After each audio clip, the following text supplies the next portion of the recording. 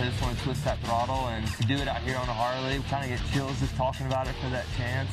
It's going to be bar banging, people falling, crashing, hands down. There's going to be some guys that are going to have hurt feelings by the end of the season. Full shot, lead every lap, win, qualifying for X Games is why I'm here. I don't care if it's a 21-year-old out there or a 40-year-old. Everybody wants to be at that X Games stage. I'm sure it's going to be a war out there. We're all hooligans at heart, no matter how pro we are.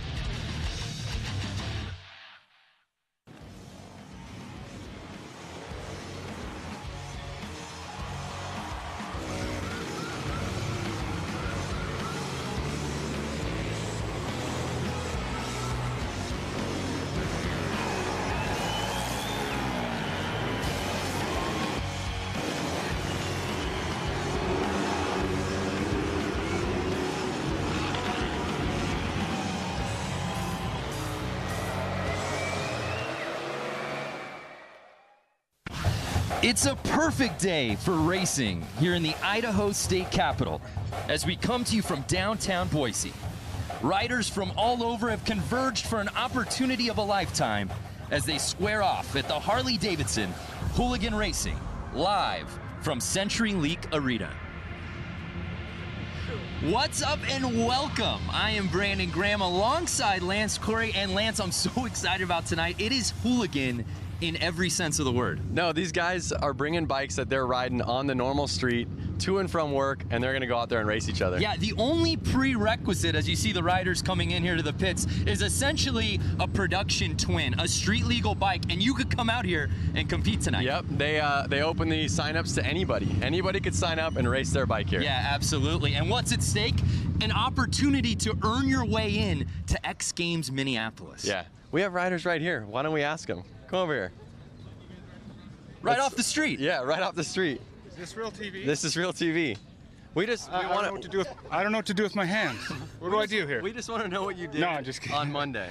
On Monday? Yeah, what did you do Monday? I worked. You worked? I worked yesterday. What's your job? What's your I own profession? a motorcycle shop in Ogden, Utah. All right, so motorcycles in your heart and your blood. Yes. Harley-Davidsons. You cut me in half. I'm orange and black on the inside. And you're ready to earn a spot to X Games Minneapolis here tonight. Yes, because I've grown up watching X Games, so the opportunity to be an X Games athlete, and on a Harley, it's a dream come true for me. That's what tonight is all about. We're about ready to set this thing off. Let's send it down to the third member of our team, live from inside the arena, Diana Dahlgren. Thanks so much, guys. Like you said, plenty of 9-to-5ers, but also some huge names heading into tonight, like Robbie Madison, the Rusty Butcher, Aaron and Brandon Gordado, Tyler Bierman and his dad, Randy, and of course, Stephanie Peets, our only woman here tonight representing. It's going to be electrifying, and they're going to be banging bars. They want the glory headed into Minneapolis. Let's check it out. Thank you, Diana, as we come to you now live from CenturyLink Arena inside. There you see the racers hitting the starting lineup, the crowd officially invading in here tonight. Lance, a look at our comp format. If you came for racing, you won't be disappointed because we got a lot of it here tonight. A lot of racers and only a few positions to get. Yeah, we're kicking things off with 81 riders total, broken down into multiple heats, but here is round one, heat one. Some really interesting names on this list, including our top-ranked qualifier, Benny Carlson. Yeah, we definitely have a lot of guys out there, and a lot of guys, and they got to qualify into 4th place, right? That's right. So here's how it works. As you saw, each of those heats, top 4 moving on into the semis. Then, of course, there's an opportunity to get to LCQ, but we walk the line now, taking a look at this rider lineup. As we said before, our top-ranked qualifier, Benny Carlson, there you see there in the 45. Notice a couple guys are wearing leathers, a couple guys are wearing motocross gear. I'm looking for somebody wearing jeans. Jeans, yeah. Is there jeans out there? I thought we had denim in every heat. I could be wrong. I'm not seeing it out here right now, but let's kick it off. You see in this lineup also Jimmy Hill, who's got a real moto part dropping August 15th riding out here tonight, and we go. And right out the gate, the 17 bike, Sam Fisher with the overall lead. So we're gonna have 10 laps out here. The laps right now are looking like 8 seconds, 9-second lap times. So Sam Fisher getting that whole shot, but will he hold on to it? I don't know. It's It's a quick race, but guys are banging bars. They got to get top 4. One guy's down already. 18 already down. We saw Benny Carlson in that 2 spot. He was, as we said, our top-ranked qualifier. Does he have enough to pass? The heat is on right now. I mean, this is either you're going home tonight or, you know, or you're going to X Games. An opportunity to ride at X Games Minneapolis on the line here tonight. So one of the craziest parts is these bikes are 1,200 cc's, 600 pounds, and they're on a course that's barely the size of like a basketball. How about Benny Carlson's flare on the kit? I love that. Style points. Already lap 7. 3 laps to go.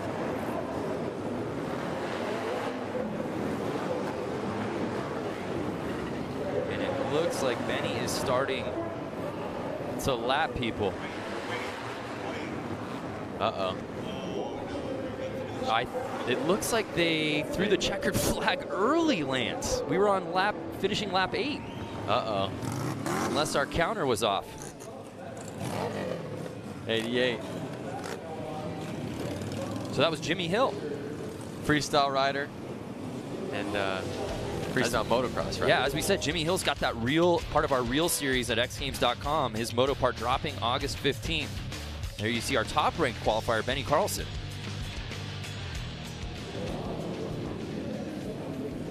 And just like that, the pace of this thing, we're already now on to heat number 2. Heat number 2. Who do we have in this one? Any familiar names? Drew Saunders from Wonder Lake, Illinois in the 00. We see the 34 bike, Jeremy DeRuyter out of West Bend, Wisconsin, 38 years old. And the 12 bike out of Salinas, California, AJ Kirkpatrick.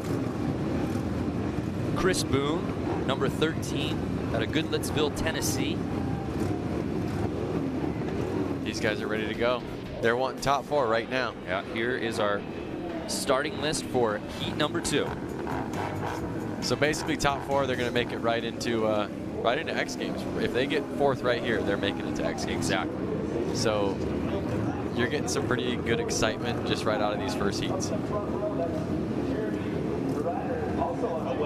Again, 81 riders out here today that will be cutting in half, that will be moving on to X Games Minneapolis. Oh, slow your roll there, Jeremy. And we're off. And it looked like Robert Bush, who got the whole shot, he's got the early lead here on lap 1. Keep an eye on 44, see if he can stay out front. Right now, Bush is in that lead. And it should be... Oh, and it looks like the 13 bike having a little bit of trouble there. Chris Boone.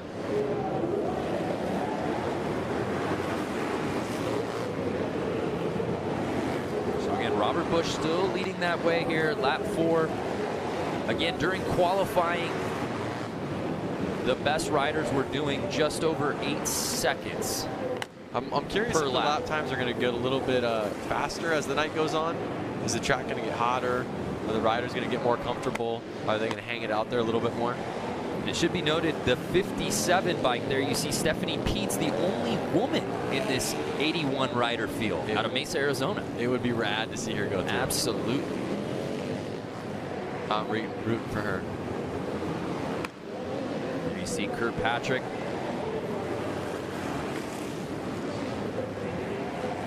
Currently, right now, Kirkpatrick's going to transfer. So keep your eye on that 12 bike. At this point, it looks like he will be that last one getting in. Uh-oh. Oh!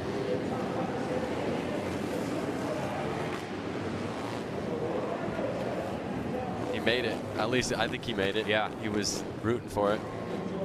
And it was Bush that was leading from start to finish. Look at that, 47-year-old. He's the oldest one in the class.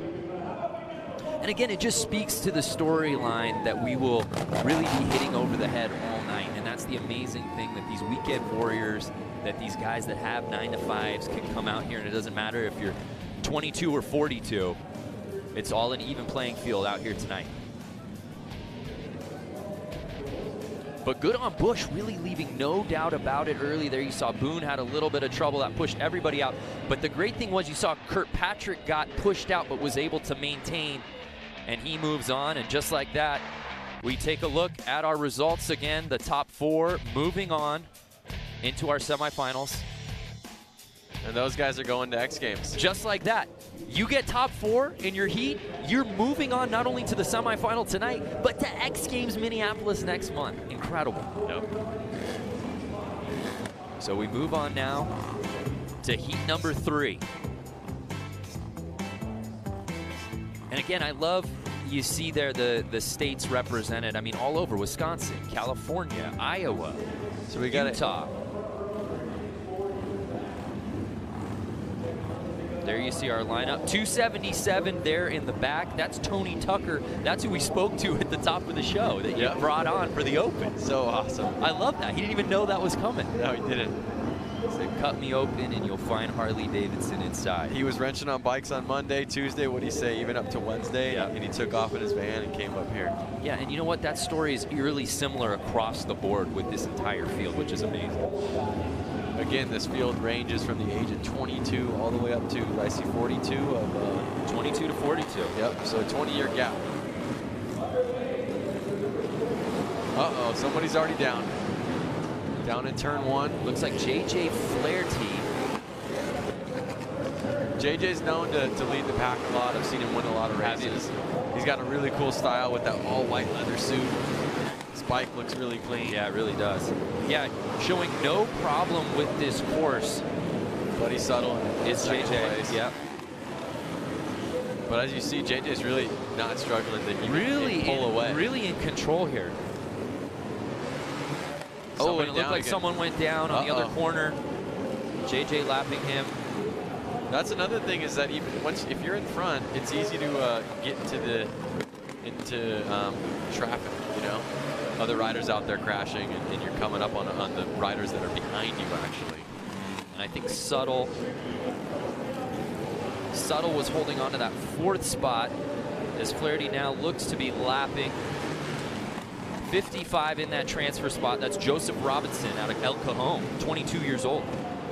So JJ's already won X Games before in a Hooligan club. Oh, that's right, the Hooligan, yeah, Hooligan at X Games. So it's no surprise here that he's showing no issue with this course. And then when you see JJ in the pits, he's always smiling, always saying hi to everybody. You can tell he doesn't take it serious, like he's enjoying himself. That's really what this class is all about. So it's 25-year-old JJ Flaherty out of Milwaukee, Wisconsin, taking the top spot, moving on to the semifinals, and moving on to X Games Minneapolis. That's what I love about this Road to X Games qualifier here in Boise that we debuted last year, but it was just skateboard and BMX. Now to add Harley Hooligan in the mix and to see all of these riders, non-professionals, come out with an opportunity to move on to the ultimate stage. It doesn't get any better than that, but there you see Flaherty just got the whole shot, just showed no issue whatsoever. And for the 2nd straight race, we saw a guy really leading from start to finish. Yeah, and leading smooth, and you could just see it's about how smooth you are to really win the race. So our guy Tony Tucker just finishing out there in that 6th spot. He'll still go to the LCQ though. Right. He still has a chance to make it. Still plenty of racing to go. And we move on to heat number 4 here in qualifying. And there's a pretty big name amongst that crew. There you see 122. Might have a few more sponsors than everybody else out here today. I'm talking, of course, about Robbie Madison competing out here tonight. Robbie, I saw on his Instagram only about 4 or 5 days ago that he even rode this bike and tried flat track at all. That's amazing. He is a professional at dirt bikes, right, but not this skill per se. Also in this group, the 25 bike, Dan Louders, who competed at X Games Aspen in the snow hill climb along with his brother. And once again, they own a Harley-Davidson dealership. You know, they're probably working 40, 50, 60 hours a week, and they're doing this for fun. And obviously bragging. Yeah, could he, in the same year, get into X Games Aspen and in the summer edition in Minneapolis? Not many athletes get to do both. Yep. And you're talking about an amateur getting out here with the potential to do just that. So heat number 4.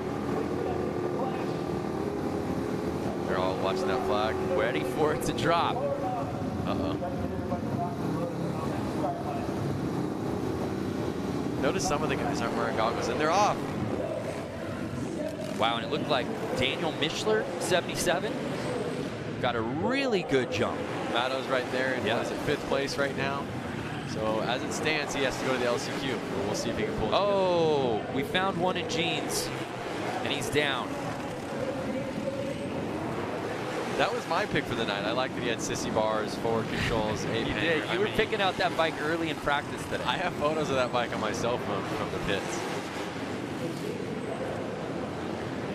So it looks like Mischler at the 77 plate is still leading the way. Where's Matto at? Louders at 25.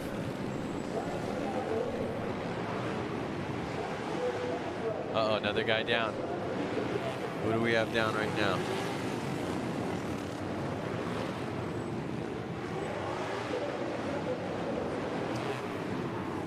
Already now in lap number 8. They go by so fast. Yeah, and there's Madison. It looks like He's still in 5th. Middle of the pack. He's gonna need to move up 122. Robbie Madison. Oh, and he got him. And he does the pass on the low line and is able to get into the top 4. Can he hold on? White flag is out. Uh-oh. There he is. Oh! Oh no! Guy high-sided on him. Uh-oh, another guy down. Riders are dropping like flies. On Looks the like he ended up. final lap. So did Matto get in? Was that top 4? Matto was in. He was either 2nd or 3rd. But again, Daniel Mischler got a terrific start right out of the gate and never looked back. I want to give a shout out though to Jack Martin getting out there with the ape hangers, the sissy bar, and his sponsors are Family Auto and more. And Robbie Madison holds on to that 4th spot. He will be moving on to the qualifiers along with Daniel Mischler, Dan Louders, and Dave Kilkenny. Dan's making it. Dan's going to be, he was wow, from summer to winter. Hey, let's head down to Diana, who I believe is with Matto. That's right, someone you're very familiar with, Robbie Madison. Gosh, putting it down, making a pass, and getting into tonight's semis. How does it feel to be flat track racing? It's a lot of fun. It's such a tight little, tolerance there between first and last. So it's good to try something different, cool to get out here and race, and I've got a big smile on my face. It's what it's all about. All right, well, put your hands together. Robbie Madison coming, joining the Harley-Davidson Hooligan Racing, guys. Well, it's exciting. Thank you, Diana. Yeah, no shock to see Robbie Madison on the X Games stage. I just never thought it would be via Harley-Davidson Hooligan Racing. Yeah, exactly. Yeah, but it's amazing. And again, as you said, Louders, I love that story. To be competing at X Games Aspen and Snow Hill Climb, and now he's doing summer. That actually puts him in some elite company. It really in terms of athletes who do both winter and summer over the years. And I think if you were to have asked him about X Games 2-3 years ago, he would have never thought he would be competing in both of them. So we move on now to heat number 5. You took a look at that lineup as they come in. They're literally coming in across the street. The pits are just a street light away from the stadium. Yep. So they actually have to stop traffic so they can come through down into the arena floor. It's pretty rad. I see a lot of Harley hooligans out there. A lot of, I see Mikey Virus. He's been in the lead a couple of times at Flat Out Friday. The list kind of goes on. But so there's some notable riders here. Bike number 119, Craig Reynolds, 21 years old. Not only is the youngest rider in the field, he is a local boy out of Boise, Idaho. That's nice. So he probably slept at his own house tonight. Not only that, probably he's going to have the loudest cheering section. We also have the oldest rider in this heat, Brad Spencer, out of Gilroy, California, the garlic capital of the world, 56 years old. Yes, that's true. Our head of research, Vince. Is that true? Uh-oh. Fonz is down already.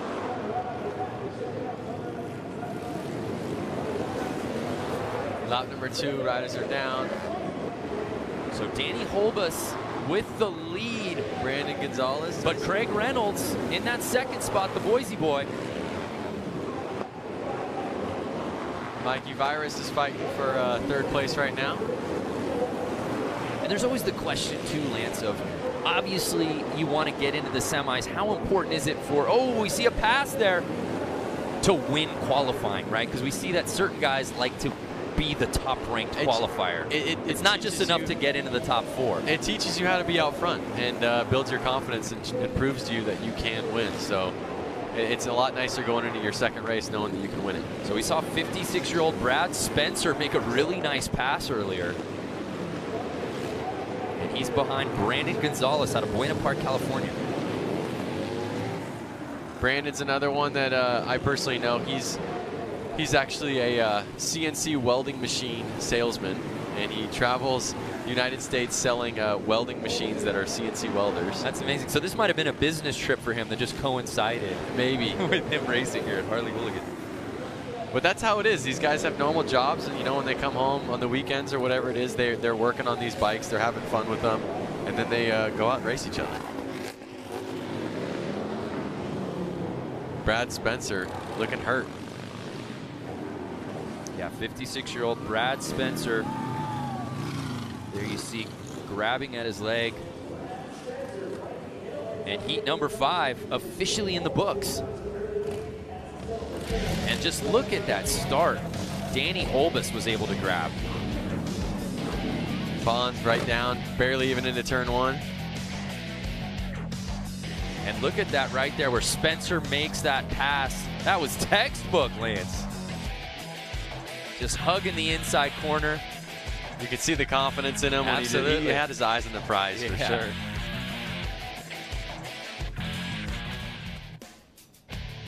So it was Brad Spencer, the oldest competitor in the heat, taking over that top-ranked spot in the heat, along with Mikey Hill, Danny Holbus, and Craig Reynolds, the local boy out of Boise, getting onto the semis and earning a spot to X Games Minneapolis. So we move on to hit race number 6 here. Frankie Garcia, 2:14. I know that's a guy you know pretty well. Yeah, Frankie qualified 6th for this race, so he got first gate pick, which I saw him out on the track by himself, kind of deciding whether he wanted to be all the way inside or in the middle. He was really debating on that. And the crazy thing about Frankie is he has to be back to work by Sunday at 1 p.m. So he's going to leave Idaho and make it back to California. He's trying to leave tonight to make it there. And if his name sounds a little familiar to X Games fans, that's because he raced Supermoto at age 15 back at X Games in Los Angeles. So he's many moons ago, because he's 27 years old now. So not his first rodeo when it comes to X Games on the line. Can he return, though? He is not shy to concrete and dirt bikes. And here we go. Lap 1 looks like Frankie's gate pick wasn't the best one. And it's the 27 Terry Vestal out of Twin Lake, Wisconsin, 53 years old. Putting it down. It's the Over the Hill gang, the 50-plus group so far, showing no issues with this course. I think older, wiser, a little more patient. This track really takes patience. You can't lose traction. Losing traction slows you down, makes you crash.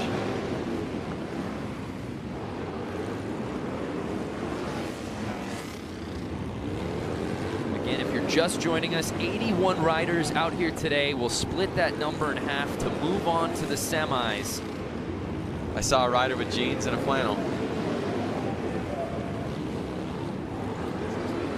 Already lap number 6. And this one's closely contested. Oh, there is a guy. The 36 got a little squirrely on him. Oh no! And the rider right behind him goes down. I think that was Sean Gardito. I think so. That was the only casualty, it looks like. No one else went down. His air filters flew off. Oh, and 24 goes down. Oh, and he's taking another guy out. TJ Tucker trying to make the pass. And he was in that 4th spot. He was in the transfer spot. Oh, no, Lance. See how fast things can change when you're racing? Especially out there on that small track. What a finish. He'll make it to the LCQ and hopefully pull through. That's as good of a race as we've seen so far tonight. Dramatics saved for the end. Poor TJ Tucker. His road just got a lot tougher to make it into the semis as we take another look. It was Terry Vestal earlier, and then we see Tucker. If they touch tires, it just pushes you down. You can see it was a yard right sale right there. Air filter everywhere. But again, Vestal left no doubt about it. Got the whole shot and never had anyone in front of him.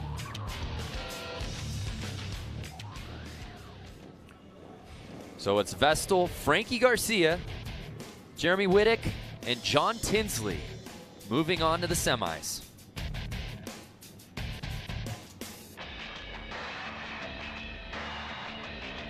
This one we have Rusty Butcher out there. He's definitely, he's won a lot of these hooligan races. I think he qualified pretty high up today. He qualified in 7th place.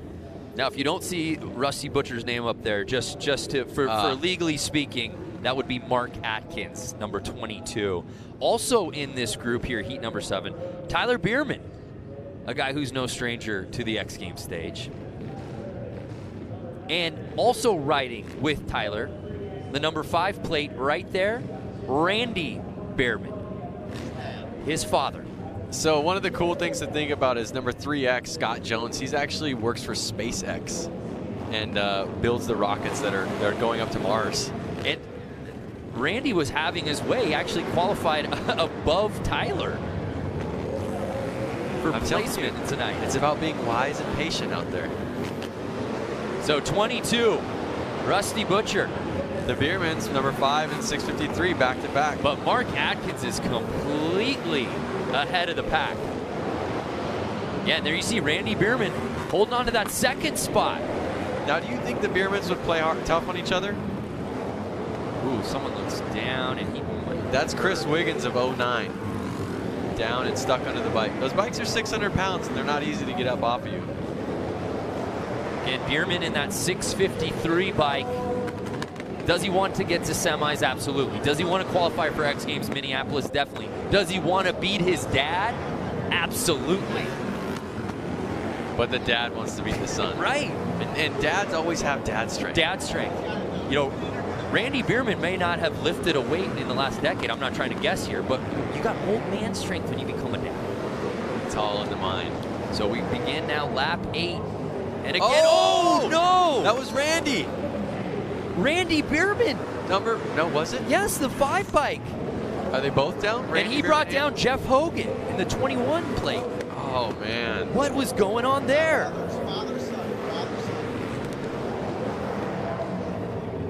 Mark Atkins, he's just holding strong. So Atkins, another one essentially down. Passing the crew, and there you see Bierman looking back.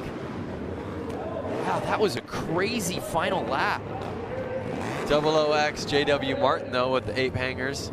Boy, Rusty Butcher, though, from start to finish, that might be as impressive racing we've seen so far here tonight.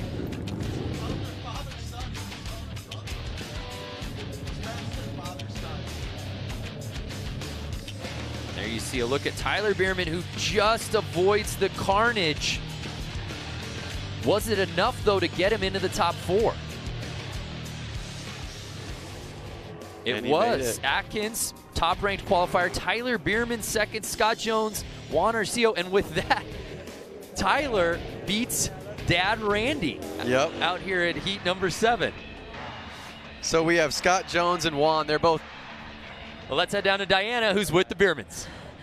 Hey guys, so we are here with father and son, Tyler Bierman, Randy Bierman. Give a big round of applause. Tyler, I was talking to you earlier in the pits, and you were telling me how your dad was kicking your ass earlier, and now here he is. He went for the fall, but hey, what a great race between you two. Yeah, the thing is, we got to get top 4, and you just got to stay on 2 wheels out there, and Rubin's racing, and you know, you get to lap traffic quick, and it's inevitable. It happens. It got me in practice 3 times, and unfortunately it got him when he was in 2nd. We would have both made it to the main and X Games, but I know he's a badass, and he'll be back out there in the LCQ and put her in the show. That's right. You're getting a second chance. You went down, unfortunately, almost made it into the semis later on, but you're going to the LCQ, which is important. Yeah, I'm thankful I got one more chance. I thought I had it. I was just trying to be smooth, and I got a little anxious there. I should have calmed down a little bit. Hey, you were super fast out there, but you get a second chance. I know, I'm bummed, man. I just want to go to the X Games. I'm going to be like 58 years old. I gotta get in there. Well, Randy Bierman, we're going to see if he can take it home in the LCQ and head off to Minneapolis X Games. And thanks, Bierman. Biermans, both the Biermans. Back to you guys.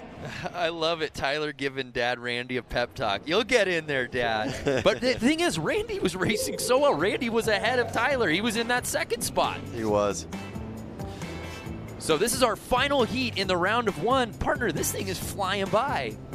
Some really interesting names. One to keep your eyes on, 44X Dan Jacobson. Dan actually helped build the scaffolding for US Bank Stadium, which is where we host X Games Minneapolis. What an extraordinary story that would be if he could end up racing there at X Games Minneapolis in a stadium he helped essentially build. That's definitely some bragging rights to his coworkers when he goes back to town. Like, hey, I raced in the stadium we just built, for sure. So this is our final heat here in round number one. Of course, we'll be having LCQ races and then the semis, which would lead us eventually to our final. So again, keep your eyes on 44X. He's really shooting to make it into the X Games so he can race in his hometown in the stadium he had a part of building. So there's a look at our lineup. 429, Ricky Renaro out of San Jose, California, 27 years old.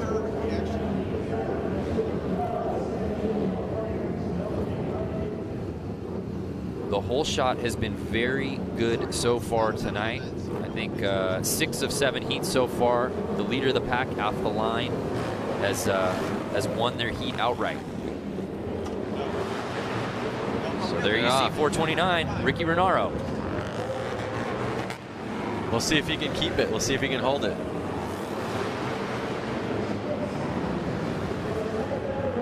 I want to know where 44X Dan Jacobson is. I see 44L, but I don't want to get confused.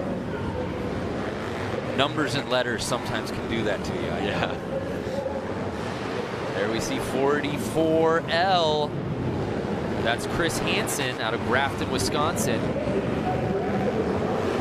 Midway through our 10-lap heat run, the final here of run number one.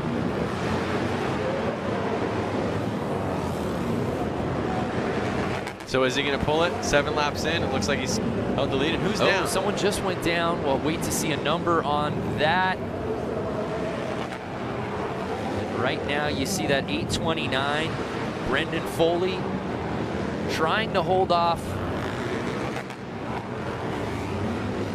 Is that Chad Tyson, 87? 37. Another bike Todd down. Canavan.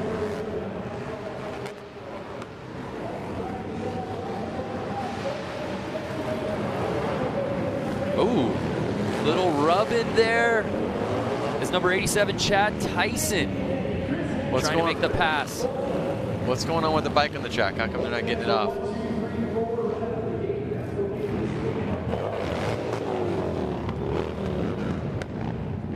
Notice some of the guys have dirt bike helmets, some of the guys have street bike helmets. Yeah, it's really a hodgepodge of kits out here tonight for sure. We take another look, little squirrely there for that number 37, Todd Canavan. And there was good battles going on between Brendan Foley and the rest of the field, but it was Ricky Renaro who really got a great jump, and he qualifies first out of this heat. So it's Renaro, Nick Leonetti, Chris Hansen, and Brendan Foley moving on to the semis. Unfortunately, Dan Jacobson's going to go to the LCQ to bring it home for his hometown. Yeah, we'll see if he can get local and get back to Minneapolis. But run one officially in the books. We now are going to be moving on to the LCQ here at CenturyLink Arena. And again, if you're just joining us, it's Harley-Davidson Hooligan Racing. And to hear more about everything we've got going on here, let's send it back down to Diana. You guys, we're down here celebrating Harley-Davidson Hooligan Racing and X Games coming together. You guys are going to want to not miss these awesome stickers that have came out. You can head over to h-d.com/X Games. Get your commemorative sticker while you can, because supplies will not last and they do not cost anything. Head on over to the website. Thank you, Diana. I saw you grabbed a few stickers. I'm already logged in right now. I'm getting more. I saw you completely covered your Trapper Keeper where you keep all your notes. That's actually your Trapper Keeper. That is my Trapper Keeper. Why are you putting stickers on my things? So, as we see right now, they're getting the course ready for that next round of racing. Anything shock you out of those 8 heats we saw there?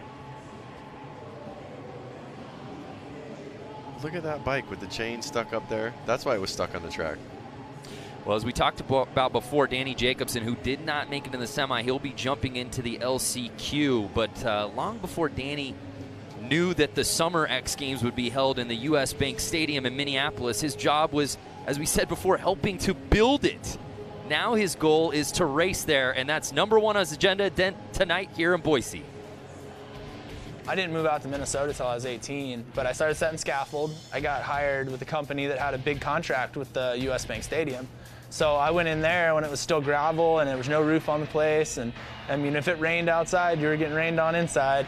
You know, having the opportunity to be, you know, one of the people that helped build it and be part of the attraction that draws people to that place is something else. I mean, you know, for me, I build scaffold, so after 160 feet or something, it's not about how fast you're gonna hit the ground anymore, it's just how long it's gonna take you to get there.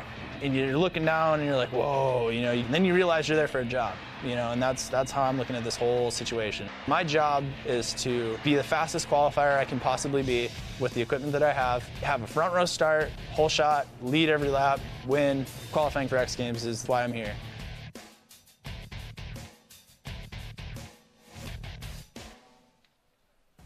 What a story that would be if Jacobson can move on. And there you see the amazing crowd we've got out here at CenturyLink, getting their money's worth, watching Harley Hooligan Racing going down all night. So we had 8 round 1 heats, right? Yep. Now we move on to 8 LCQs, my friend. Well, there's a couple guys out there that are definitely, I think, should have made it through, had a crash or so, like the Randy Bierman. He's going to get an opportunity to make it to X Games again. The road to X Games here live from Boise, Idaho. And the format for this LCQ, we've got 8 of them, with the top 2 from each one moving on to the semis. The bottom of the field will officially be eliminated. This is give it all. I mean, right here, if you don't get second place. Yeah, as we said before, we started out with 81 racers. We're knocking it down to the top 48 that qualify for X Games Minneapolis. We've been saying it all night. You make it to the semis, you make it to X Games Minneapolis 2018. And like I said, if you're not top 2 in these races right here, you're going to go back to your rig and you're going to pack up and you're going home. Yeah, but still the opportunity to come out here. What a platform for them all. LCQ heat #1. Sam Fisher, Merle Barnett, Jimmy Hill. That's a guy we absolutely expect in the semis. Yep. So some really notable names there. We move on to LCQ heat #2. Stephanie Peets, the lone woman in the field out here tonight, trying to move on to the semis. All the way from Arizona. And heat #3, there's our guy, Tony Tucker, out of Ogden, Utah, who just came out a day ago. Yep. Heat #4, headlined by Hunter Klee, Jason Rogers, Jason Larev.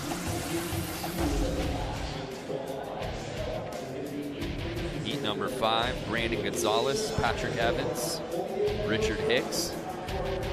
Heat #6, TJ Tucker, the guy who was racing well but went down. Sean's in that one. He probably had to work on his bike to get back out there.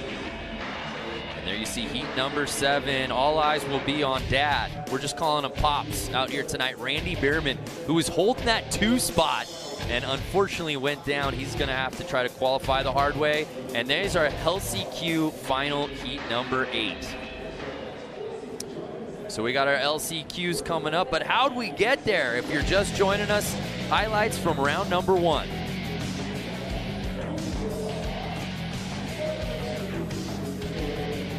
And at this point, Lance, I think now these guys, they got practice runs in, they got qualifying heats in, they got run number 1.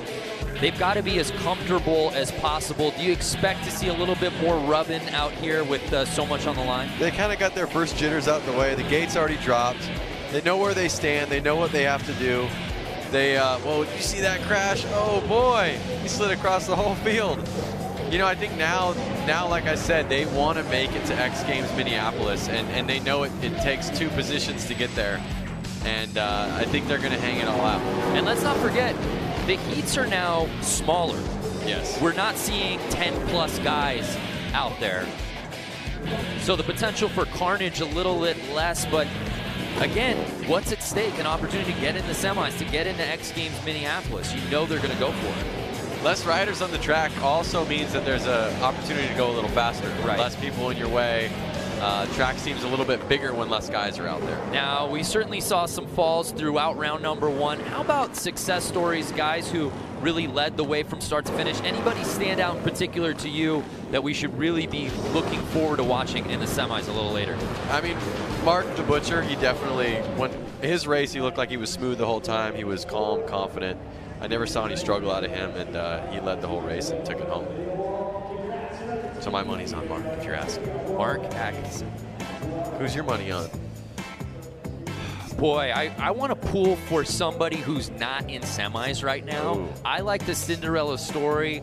I'm a big fan of just Jimmy Hill's riding and his style. Of course, he's got the Real Moto part dropping in August that we're all excited about. Give me a Randy Bierman. I just think it's amazing. He was riding so well in qualifying and was holding on to that 2 spot. Looked like he had it sewn up getting in the semis. He's a hungry man. He is hungry. And his son beat him. And he's 57 years old. As he appropriately said, I want to get to the X Games. I'm going to be 58 soon. So here we go. LCQ number 1. Ready to set it off.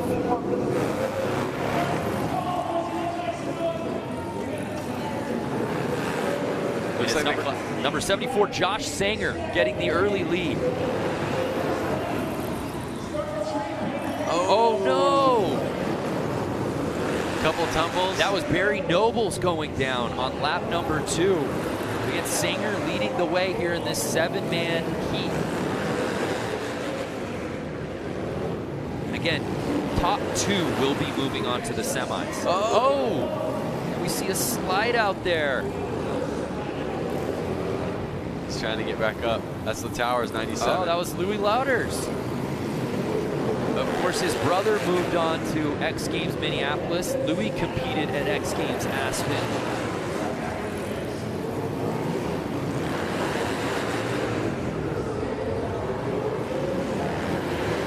Louis had just missed the podium in Aspen. Finished 4th place in the snowhill climb. But again, it's not about top 4 here. It's top 2 if you want to get into that semi. We know Josh Sanger's holding on to that spot as they're completing lap number 8. Who's going to be joining him? Notice the Towers is back out there, back battling. Did he? Oh! Is he in the lead right now? He just passed him. He went highline and just passed Sanger. But is he coming back? On the 9th lap.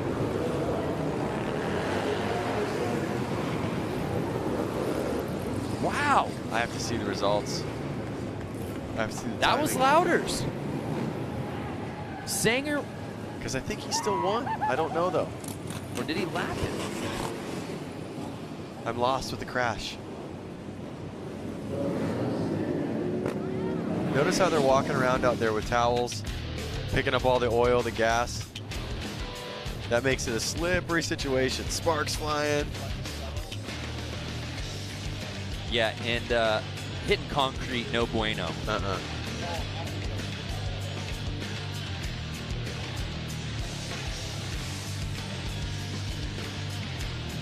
All right, I'm looking forward to seeing the official results.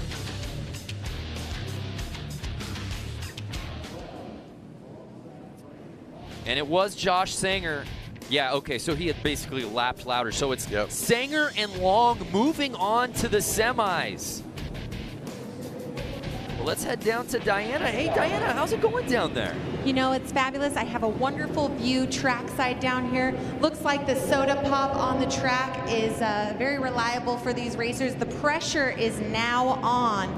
They're going to go all out. We're going to see some serious barbing and happening within these next LCQs. Who's going to have the glory tonight for Harley Hooligan? Great question, Diana. You know, she brings up a really interesting point with the soda pop as you take a look at the format. For those who might be unnuanced or uninitiated, we're not lying. No. There's soda out on the It's out on Dr. the course Pepper, floor. to be It's Dr. specific. Pepper, yep.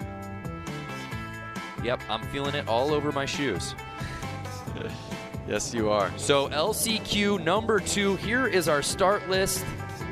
Stephanie's out there. Stephanie Peets, the lone woman in our field tonight, trying to move on to the semis. Taking on some big names there. Jake Smith, Chris Boone, Drew Saunders. Notice Stephanie's far on the right side of the track right there. So she's got a wide gate pick coming from the outside. We'll see if she can get the shot out the gate. You see behind that group, 33 Jake Smith out of Knoxville, Tennessee. That second line. Here they are getting ready to go. Chris Boone has the inside track. Oh, and he goes down right away. Oh, and it pushed Stephanie wide, unfortunately. She had to go wide. Green flag's out, though. They're still racing. Yellow flag is letting them know that someone's down on the track, but they are not stopping. Oh, red flag the race. And that's it.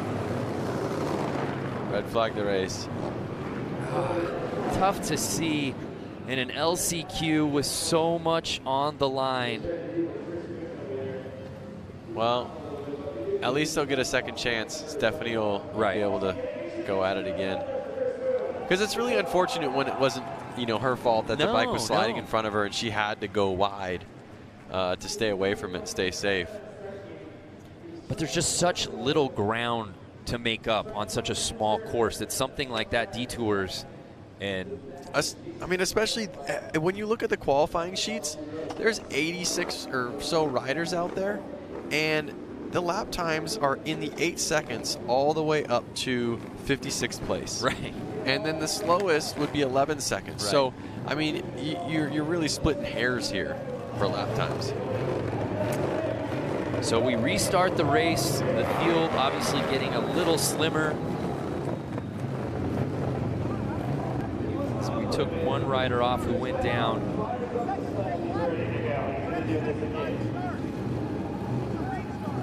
Again, Jake Smith holding on to that inside spot. It was 9-11 Jason Clements who got the hole shot. But we reset things up here. Always a bummer when you were the one that got the hole shot, though. Right. And they're going for a restart. Should give him a bike links, like little, you know, cheater start. Is there someone you can talk to about that? I think it's a little late right now. Moving forward. Is it? A partial stagger to start. Oh no!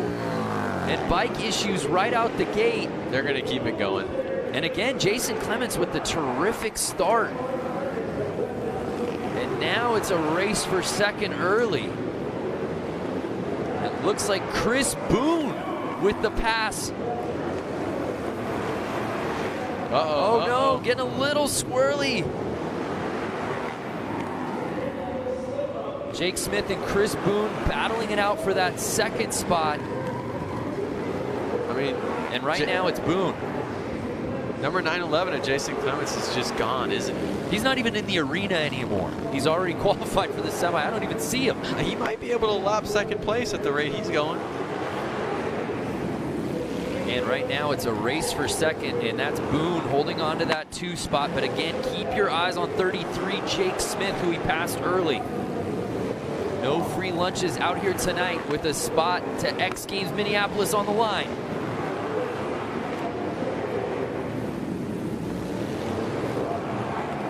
Now, one thing to think about is the track's getting warmer and warmer as they race, which makes it stickier and stickier. So the traction is changing from race to race, and if you were earlier or later now. So it's kind of new every lap almost. Final lap. Is Smith going to be able to grab Boone for that second spot?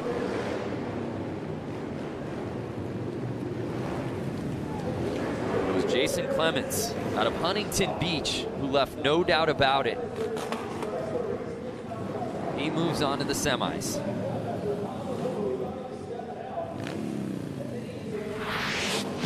I'd love to see the lap time on that, because Clements was absolutely flying. And there you see where Boone makes the pass. And I don't think anyone ever touched him after that, but 9-11 taking the top spot. Final results in, and it's Jason Clements and Chris Boone going 1 and 2. They move on to the semis. 3, 4, 5, and 6. Their day is over. Well, let's head down to Diana Dahlgren. Well, all of the arena just had their hands together for Stephanie Peets on the number 57 machine. Girl, you were putting it down out there, holding it strong for us ladies out there. It's crazy. It's like so insane to compete with all these guys that are so good, but it's so much fun. I have to do it. It's crazy. All right, so talk about your LCQ, talk about the heat. Let us know what's happening out there. So I'm just trying to stay out of the way of any craziness. Honestly, I just don't want to die. As long as I keep it shiny side up, I'm good, I'm happy.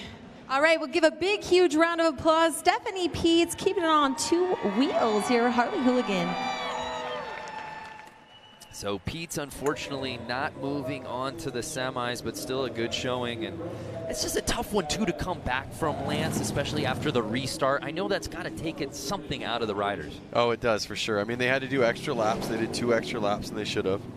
And your energy level, you were excited or you were, it is tough. So there's a look at our start list here for LCQ number 4. And Tony Tucker, our guy who we spoke to off the top, man off the streets. You pulled him in for the show open. He was just out there working on his bike, trying to mind his own business. He didn't think I was serious when I asked him. He did. It was funny. Before we did start filming, Lance said, "Hey, you want to come up?" And he kind of said, "Ha ha." And then I think when we went live and you said, "Hey, come on up," yeah, he was like, he wasn't expecting that. He didn't know what to do with his hands. No, he didn't. But he's out there now, and I think he knows what to do right now. Yeah, he's in that 277. Black and blue, baby. Oh, Tony. Oh. Tony, my man. Shut the gate with his hands. Just wait a second. You know what? I'm just going to practice lap. Y'all look at this one. The victory lap, baby. That's how you do it, right? Yep. Jump the gun a little bit, but just own it. Oh, he jumped it, so he's got to start a gate behind. Oh man, he can slingshot it though from the back. Oh, Tony, we'll see if he can make up ground there. Uh-oh. But it's 66. Justin Burhow with the early lead. 27X of Jordan Baber is going for it. He's not in a transfer position, but he wants it. Again, the top 2 from each LCQ will be moving on to the semi. It's no longer about top 4, it's first or second. That's what you've got to have in your vision. Oh, and a bike gets thrown away there. But it's still 66 leading the way.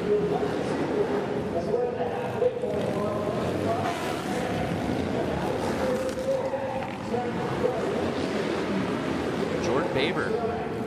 I see him kind of falling into their rhythm, and I'm not seeing a pass right now. And they're kind of. Uh-oh. Don't speak too soon.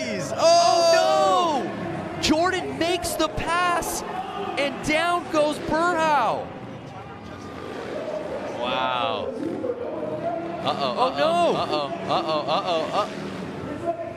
The 27 of Jordan Barber is in the lead now.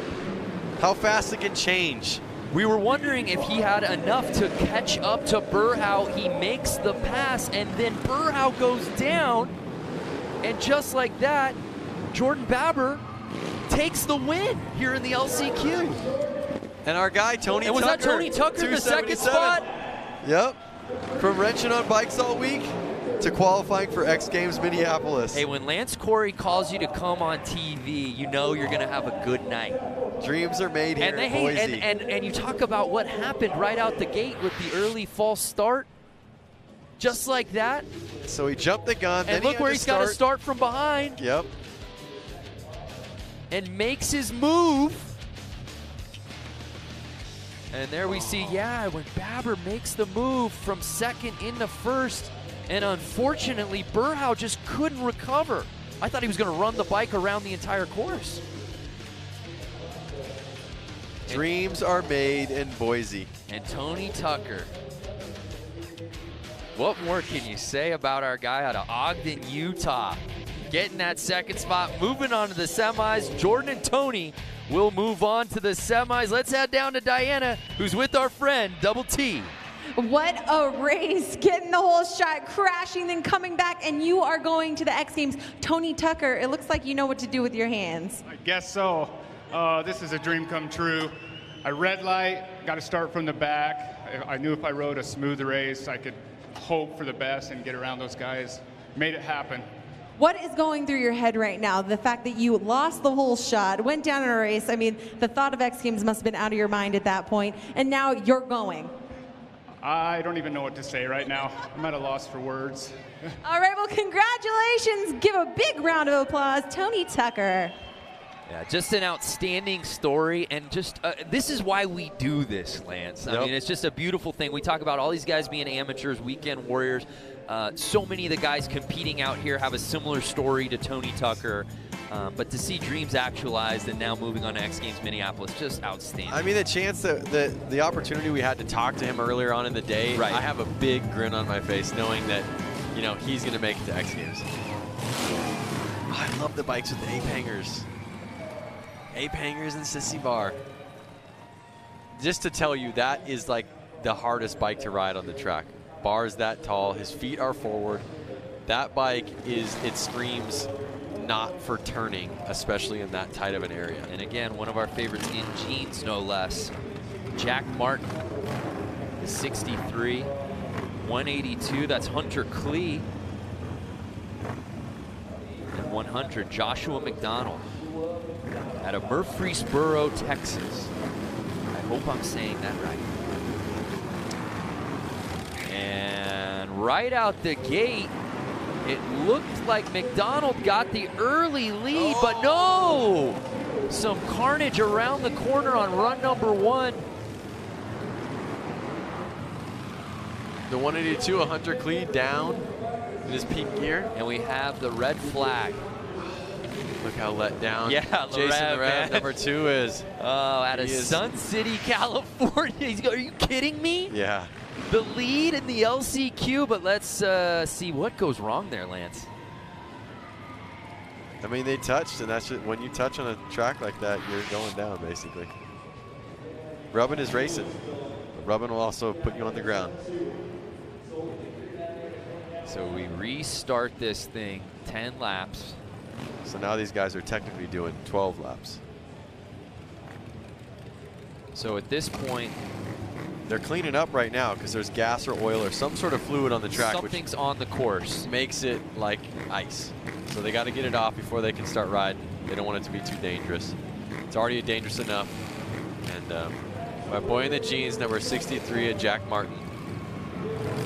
So 182, Hunter Klee was in a really enviable spot. Now he moves back. And it's Jason Rogers, number 3. But keep your eye on number 2. Yep. Jason Larev, he had the lead. Let's see if he can pull it again. And yes. Oh, no. No. P2 right now. Number 3 of Jason Rogers in the lead. So Jason Rogers has the early lead, but there you see again, Larev starting to make his move. He's holding on to that 2 spot. Jason Rogers slided in. Uh-oh. Can Rogers hold on to it? If I didn't know any better, I would say he's wearing sunglasses. I think he is wearing sunglasses. Uh-oh. Oh, a little bit of an issue there. Now Jason Larev and Jason Rogers, number 2 and 3, are in positions 1 and 2 out there. They're both in qualifying positions. Do you think that they're going to play it safe, or are they going to battle it out for first? Yeah, I think Larev's got to feel pretty good right now. Or excuse me, Rogers. Yeah, I think you're right. It doesn't look like Larev is really pushing on Rogers at this point, unless he's trying to pick his spot final lap time. But as we complete 8, it's still Rogers leading the way. White flag's out, 1 lap to go. Uh-oh, they're pretty close now. Can he do it? Can he do it? So Jason Rogers leading the way, but can Larev catch him? Right now, the top 2, they'll be moving on to the semis. And that's how they'll finish. 3 and 2 finish 1 and 2. Jason Rogers takes the top spot, and Larev right behind him, holding on to that second. A clean race from the get-go. Well, I guess from the second get-go.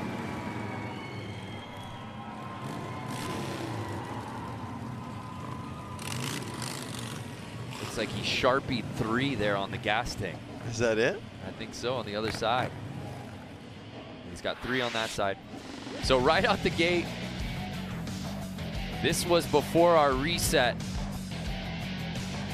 And we'll show you why we had to do it. Just so early on in the race, the red flag had to come out, unfortunately. Larev was looking so good, but at the end of the day, he still gets in with that 2 spot.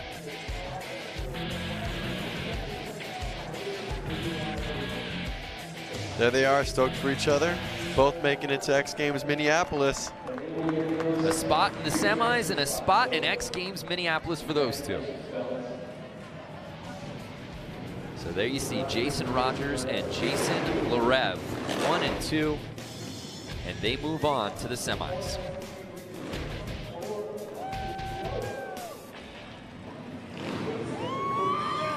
Fans out here at CenturyLink excited, and we're just halfway through this thing, man. I know, it's incredible. Well, the great part is the semis are going to get even gnarlier. So here's a look at our lineup for our next LCQ. Richard Hicks in that 07 jeans, another jeans guy. What would you wear if you were out there? Yeah, probably what I'm wearing right now. Skinny jeans? They're regular jeans. Those are not regular. I can't help the way they fit me, Lance. So here's a look at our lineup. Jason Schreffler in that 11X. And again, 67 with that inside position. Jordan Hooped out of Random Lake, Wisconsin. Just some random lake. That's the name of this town. And they're off. And it's, yeah. Jordan getting that early lead. A little outside, makes his way in. With Jason Schreffler behind him in that 2 spot. 67 of Jordan Hott's the youngest one out in this race right now, 20 years old. You think that's because he's got the most energy? Might be. But then that flies right in the face of our philosophy of the old man strength that we saw earlier today.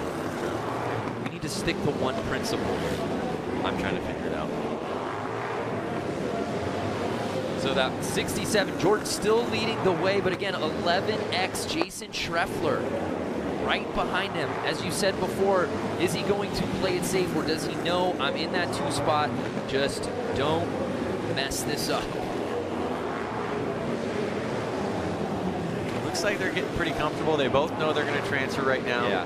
I don't think they're going to push it too hard. I think they're pretty content where they're at. They want to make it to the semis. They want to make it forward. We're cutting our original field of 81 in half to move on to the semi later tonight.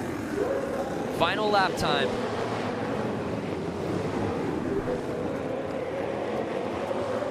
And there you have it.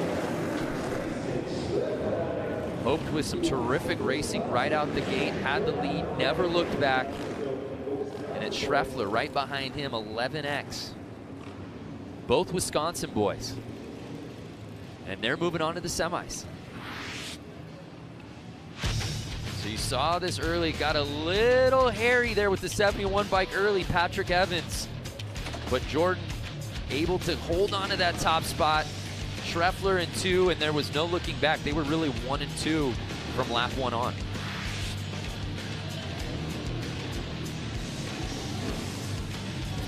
So those two move on to our semifinal, move on, of course, to X Games Minneapolis, and unfortunately 3 through 6, their days officially in the books.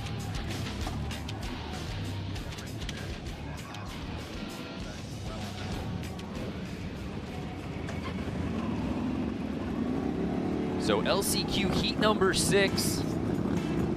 I see number 66 is Sean. He had to definitely go back and work on his bike. I saw parts flying off his bike when he crashed in the last race.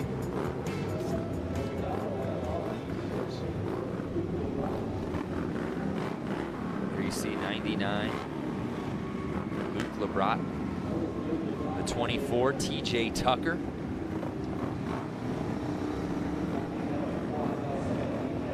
.003, that's Jake Cook. Jay Henley, 22X. Bike 19, Alex Brooks out of Sheboygan, Wisconsin.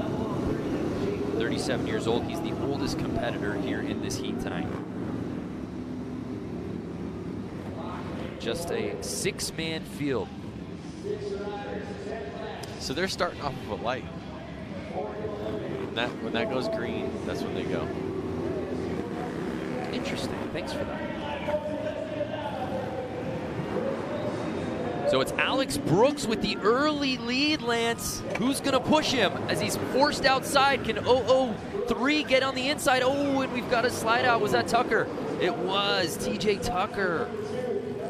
Alex Cook, 003 out in front now.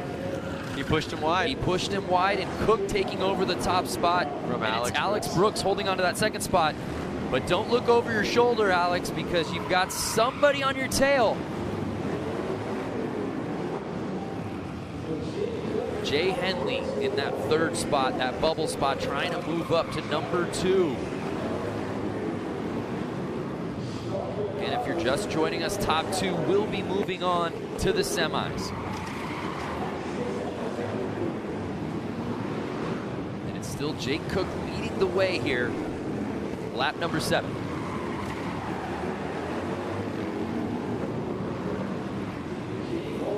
Now if you notice, Jake Cook, number 003, his sponsors are Rusty Butcher.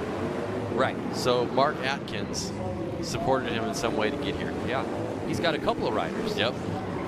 And that's really cool about these guys is that they give back and help other people get here and race. Yeah, because as we said, a lot of 9-to-5ers out here, but there are a handful of guys with some legitimate sponsors and certainly some big-named pros from other disciplines. And just like that, the race officially in the books. And it's Jake Cook, 29 years old, out of La Habra, California, taking the top spot.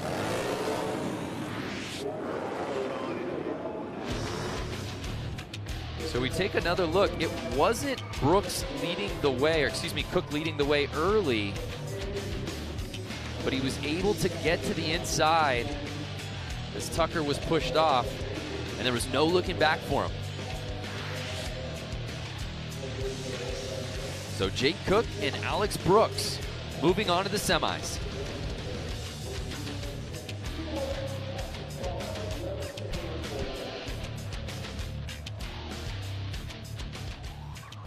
So as we get ready for our next LCQ heat, let's head down to Diana Dahlgren. Diana, where are you?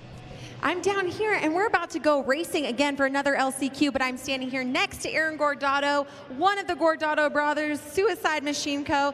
What's the strategy going into your LCQ here? I think going into the LCQ, you got to be safe, ride smart. You got to be quick, but if there's traffic, if there's an accident, if something happens, that you got to account for it. And yeah, there's a lot of pressure getting the top 2 spots now. And just going for it, sticking to your line, but still riding aggressive and trying to keep the rubber side down. You were just watching your brother in the race before, and unfortunately he did not make it into tonight's races. What was the thought behind watching him? I saw him going. He took another pass. He made it into third, and I'm hoping just go, go, go, or he got another advance because there were people going down. It's hard to say. It really is. The guy in the front could go down. He could take out 2 people, 3 people. It's a really hard challenge, and you get an advantage to be up front, but at the same time, it's you're fast and it's unsure. You got to make it work. All right. Well, good luck to you. Gordado going for it right now in the LCQ. So we'll see if Aaron can get into the semis. Brother Sean unable to do so as we take a look at this lineup that also features Randy Bierman. Father, of course, of Tyler Bierman. Randy Bierman was in the 2 spot. He had a spot locked up for the semis for X Games Minneapolis. Lance, and all for naught as he went down right at the end of this race, or of his Heat 1 race, I should say. And it kind of goes back to what the Gardito brother just said, is that at any moment somebody can crash and it can go from first to last place. Right. And that person can also take down the top 3 with him. So there's Bierman, number 5. He's been running this course so well. And everybody's been talking about how well he's been racing. And, you talk in the pits, and even Tyler said, hey, man, he's beating me. He's better on this course than I am. And as Randy said to Diana, hey, I'm turning 58 years old. I just want to get to the X Games. Well, here's his chance. All he's got to do is get top 2. Fast house in 68. There we see Kylie Yee, 03. Of course, Aaron Gordado. And Chris Wiggins out of Sierra Madre, California, 35 years old.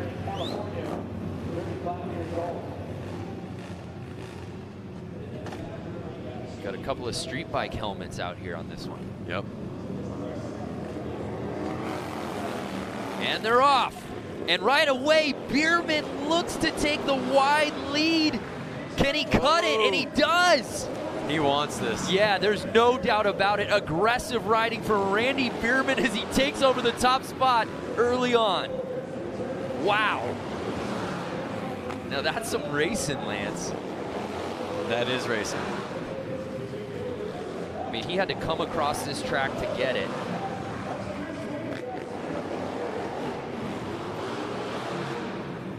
And right now, it's a battle for second.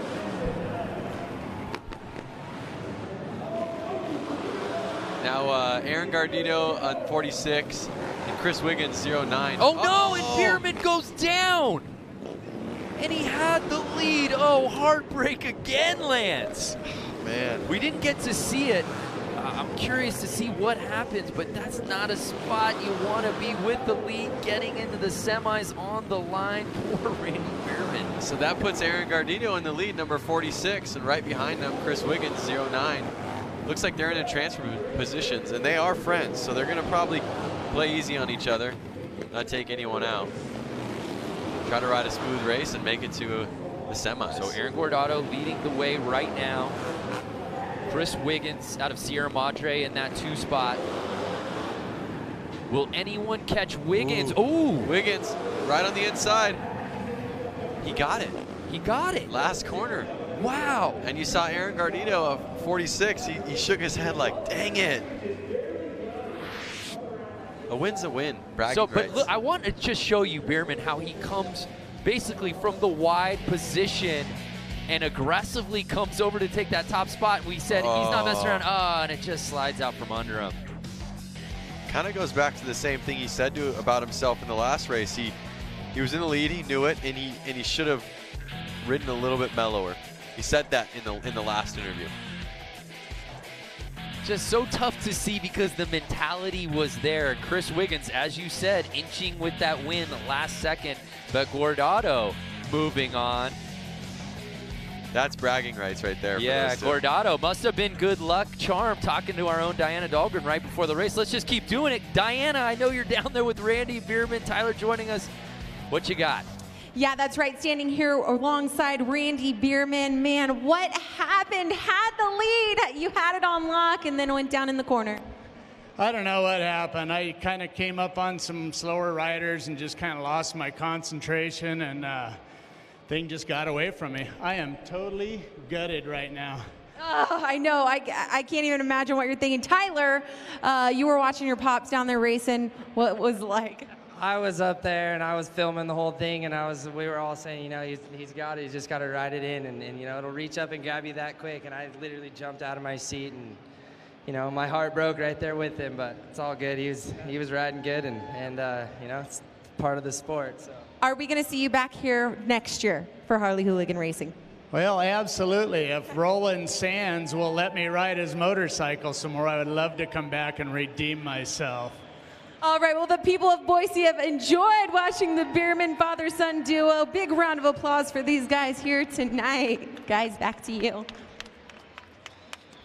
Thank you, Diana. Yeah, he's gutted. Well, I'm gutted here in the booth. I'm just trying to figure out, is there a wild card spot we can give him for Minneapolis? You want to talk about somebody who's been uber impressive all night long and has nothing to show for it, won't be qualifying on to the Semi or X Games Minneapolis. That's just heartbreaking, man. It is. So it's time for our final LCQ of the night. Again, the top two from this one will be joining everybody else who moved on to that semi. And we've got a good group here. Headlined by Dan Jacobson, the guy we were talking about who had a hand in building the scaffolding over at US Bank Stadium, the home of X Games Minneapolis. What a story that would be. I mean, he's going to be home no matter what anyways. He's got to get back to work. Yeah. Might as well be racing at X Games while he's there. That's for sure. 44X, Dan Jacobson, that's the guy to keep your eyes on. Great paint job on that bike, by the way. The Evil bike. So it all comes down to this, our final LCQ of the night. The top two here will be moving on to the semis. 4 of them out there. And it's Jacobson who takes the early lead. 87 right behind him, Chad Tyson. Right now, Tyson holding on to that 2-hole, but it's Jacobson. Dashing around the corners. But 37 to Todd, he wants it. Oh, he's just stood his bike up a little bit in the corner. You think they're gonna ride it out like this? Well, the way Tyson's riding right now, he might try to make a pass here. I'm not sure if that'd be the smart thing to do. Yeah, and there you see now Jacobson trying to hug the corner, not giving anything to Chad Tyson at the moment.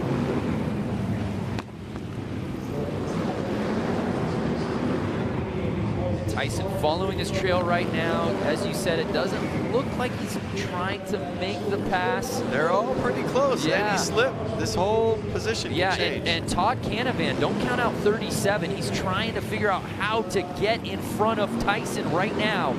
He's got 2 laps to go. Here he goes. Can he beat him on the inside? No. At this point, I'd almost run somebody wide.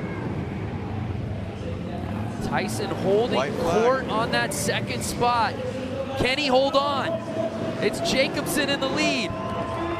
This is tight racing the whole race. Can 37 catch Tyson? He won't do it. And what a finish to our LCQ here tonight at Harley Hooligan. Dan Jacobson moving on to the semis, and he will be competing at US Bank Stadium for X Games Minneapolis. What a story. Incredible. He said he wanted to do it, and he did it. Well, this just got me really hyped for the semis, watching the racing here, the last few LCQ heats. It's Dan Jacobson and Chad Tyson moving on to the semis. Let's head down to Diana, who's with Dan. Here with Dan Jacobson, congratulations taking the win in that LCQ, securing your spot for the semi. Congratulations, because we ran a feature on you. You built a part of the US Bank Stadium. You had to be able to race in Minneapolis, and now you're going to do that. I'm the homeboy, you know, got to make it to Minneapolis for the X Games. I mean, I live 45 minutes away from where the X Games are going to be held this year, so driving 20 hours to here to make this race, I was so worried. You know, we've been struggling with the bike all day, but finally got something figured out. I don't know if it was magic or what, but just able to put down some consistent laps and just tuck it right on the bottom. If they're going to do something, they're going to have to go the long way. Talk about that perspective of building the U.S. Bank, being a part of that team, and then being an athlete now at X Games. Yeah, it's something else. I mean, just being able to be a part of that whole experience of being there when the stadium's built. It was like $1.2 billion or something, and it was a really big effort by a lot of people, and it's going to be surreal to be an athlete on the floor. You know, last time I was on the floor of that place, I was wearing a hard hat, so it'll be really cool to put my helmet on. All right, well, good luck to Dan Jacobson in racing later tonight. Guys, what a story down here. Congratulations. Love that. From the hard hat to the helmet.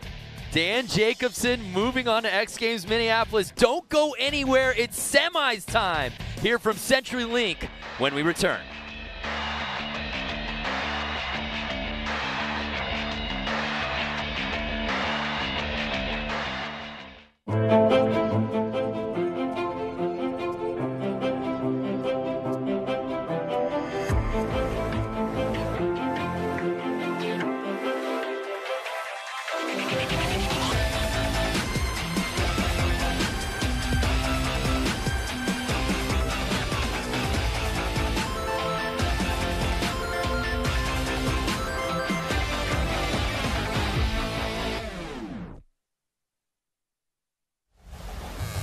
You can't come to Boise, you can't come to Idaho without trying the potatoes, but it's been an amazing home for sure.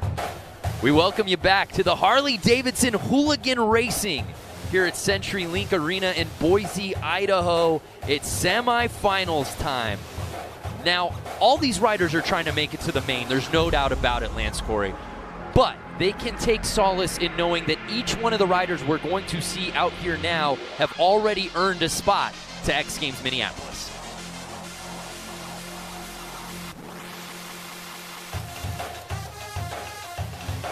Got so many great athletes who earned their way in. One guy in particular who really loves motorcycles, Buddy Suttle. He fell in love with the sport at an early age and has been consumed by everything from popping a wheelie to learning the mechanics of a bike. When I was super young, my dad took me to like a poker run, and all the Harleys were out there. I just loved checking them all out, seeing the different styles. And this one guy came out and went out on the street and did a power wheelie and like took off super fast. That will always be in my head, you know, that noise and just the way he looked. And I was just like, I want to do that when I get older.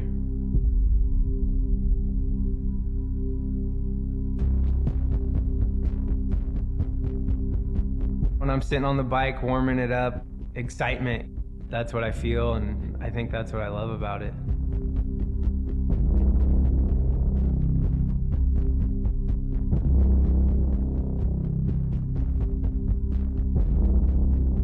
It's hard to explain in words how it makes you feel riding the motorcycle.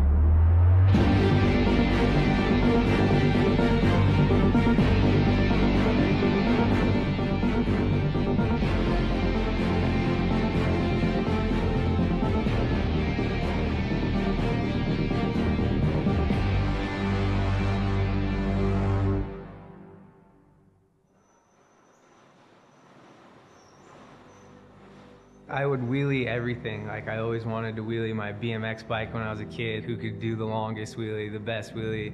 So that's kind of where it started for me.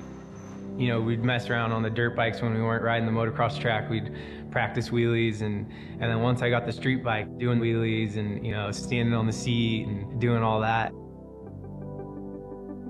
So when I finally got a Harley, I was like, oh, I'm gonna start wheeling this thing and riding it like how I ride my dirt bike.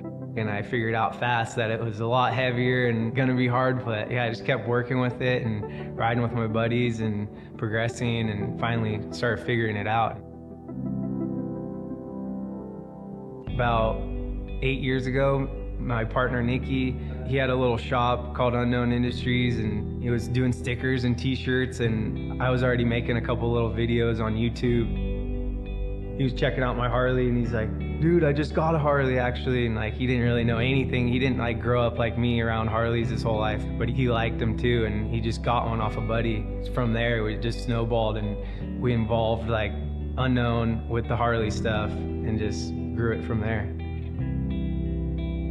So now basically stunt ride Harleys for a living. Never thought it would come to that, but here we are and just having fun doing what we love. Today we're here at Big Al Cycles. He's been my buddy for a long time and he's always helped me out with all the Harleys. When Harley came out with the Street 750, I got a chance to ride it. I thought it was cool, you know, I was like, oh, we change a few things on this thing and it'd be a really fun bike. So we liked it, you know, it was already set up really close to what we thought was cool.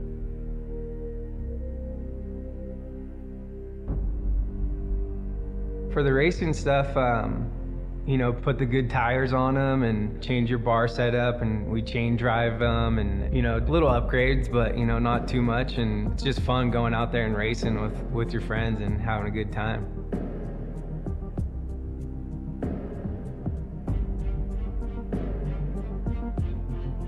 There's a bunch of races this year that we're gonna be able to go to, and I'm super stoked on that. Different layouts, different tracks, and whole different areas, you know, that's what's so cool about it. You could pretty much be from anywhere and get to one of these races. It's growing so much, it's awesome.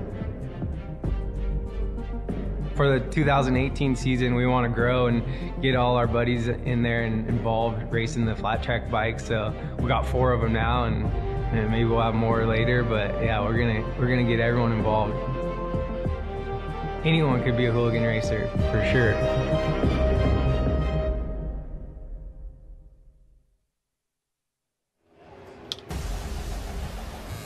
What? It's semis time here at CenturyLink Arena.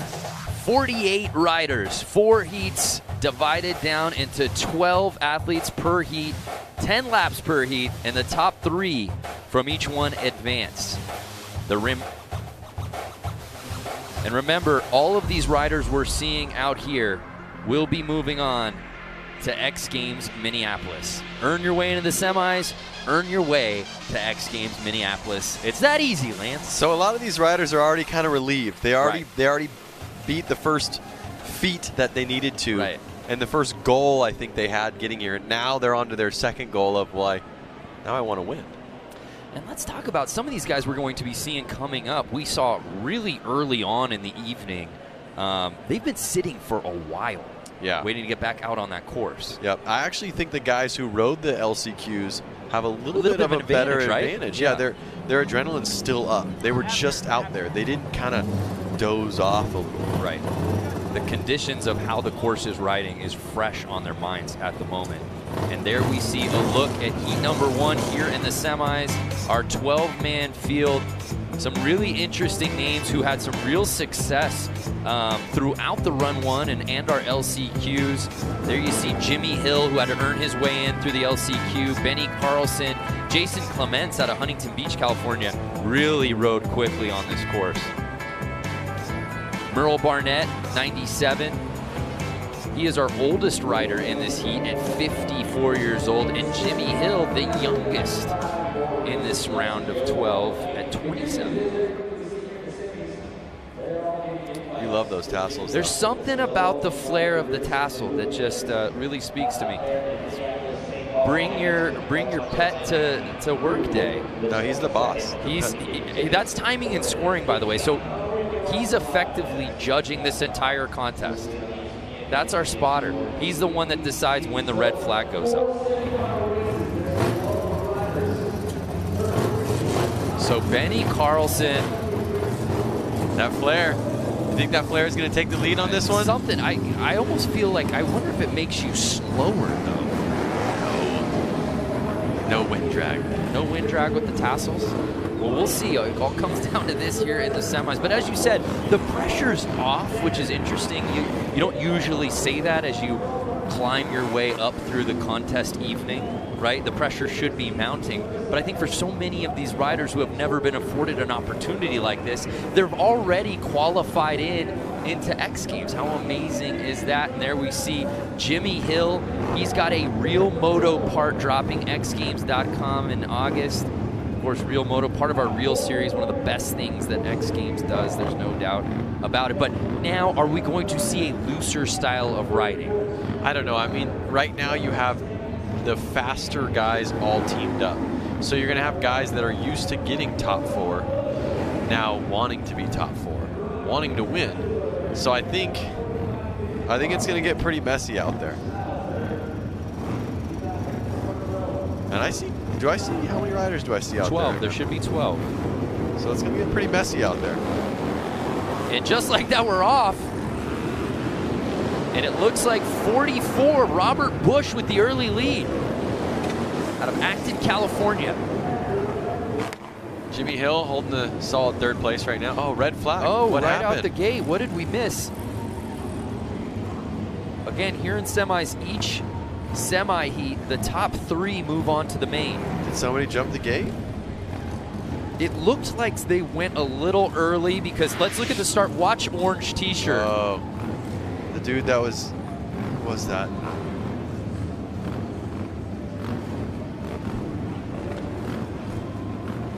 Just it was kind of a...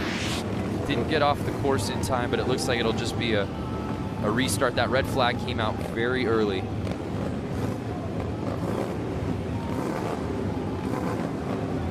But again, Robert Bush, right out the gate, had the whole shot.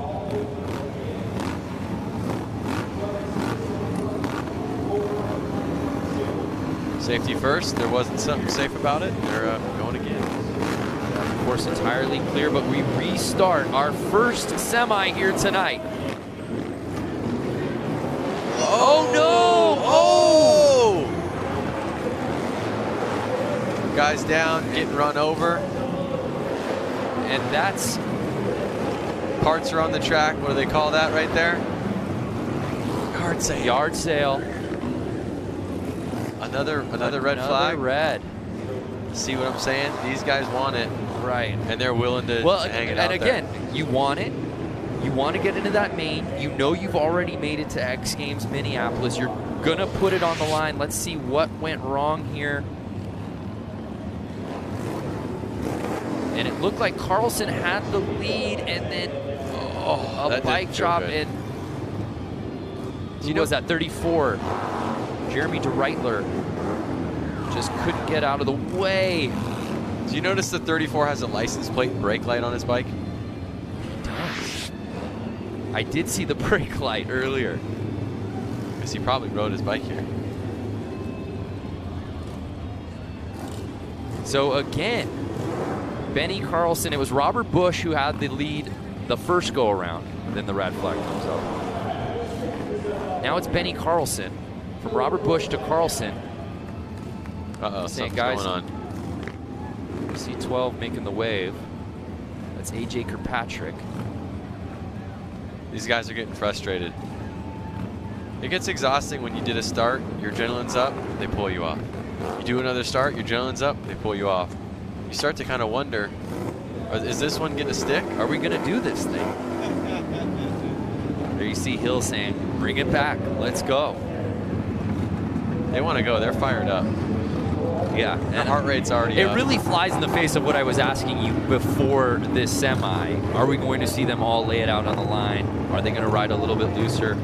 Just the opposite. It is tight out here in our first semi. Cleaning up some oil, some gas. Cleaning up the spillage there on the course. Hopefully we'll be good to go here.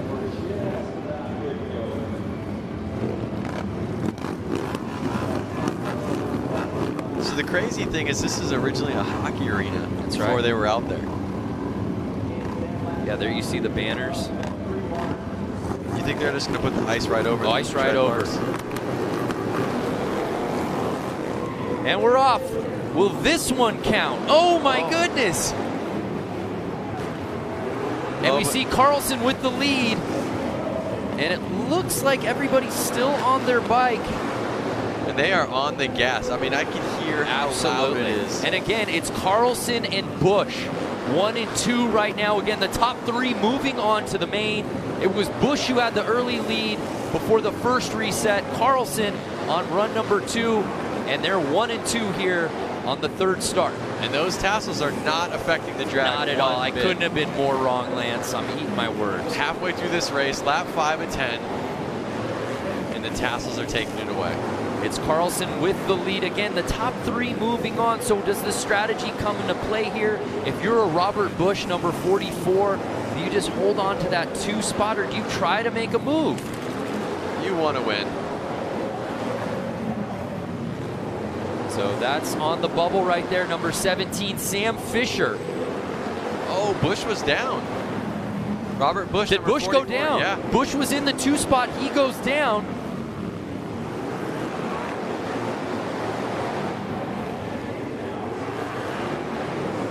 Notice these riders are definitely a little more aggressive. They're sliding into the corner more. They're on the gas more. Where's Jimmy at? Jimmy Hill. Jimmy Hill gets into 3rd, and it's Sam Fisher that took the top spot.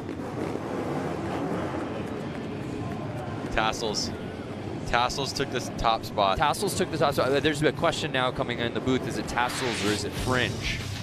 That's not for us to decide. But again, it was Carlson who got the early lead. And this was from earlier as we saw the resets. There was a lot of ups and downs in this race from the restart. And this was the 3rd run where we did see a little bouncing, but everyone did stay on their bikes. And again, top 3 moving on to the main. Yes, and I believe it was Fisher that got that 2nd spot. Benny, Carlson, Fisher, and DeReitler. So Jimmy Hill just on the outside looking in. Those 3 moving on to the main. Let's head down to Diana Dahlgren. Standing next to Benny Carlson, what an exciting race. Walk us through it. Yeah, we've had a good night. Since we pulled it off the trucks, the Blubber Motors has put me on probably the best bike out here, so I'm pleased. You know, we got a lot of good backing, and I'm having a heck of a good time. Hope the fans are as well, and that's about it. You raced Supermoto at X Games. I mean, I'm really feeling like what brought you through all those red flags and all those hiccups was this fringe. Get a shot of the fringe, cameraman. This is what brought him through all the hoops to jump through tonight. Yeah, you know, when you're a hooligan, you got to have your own little kind of like a sauce on the night and make sure you stand out a little bit. That kind of seems what it's all about. But we're out here having fun. Can't say enough for all my sponsors, and we'll go from there.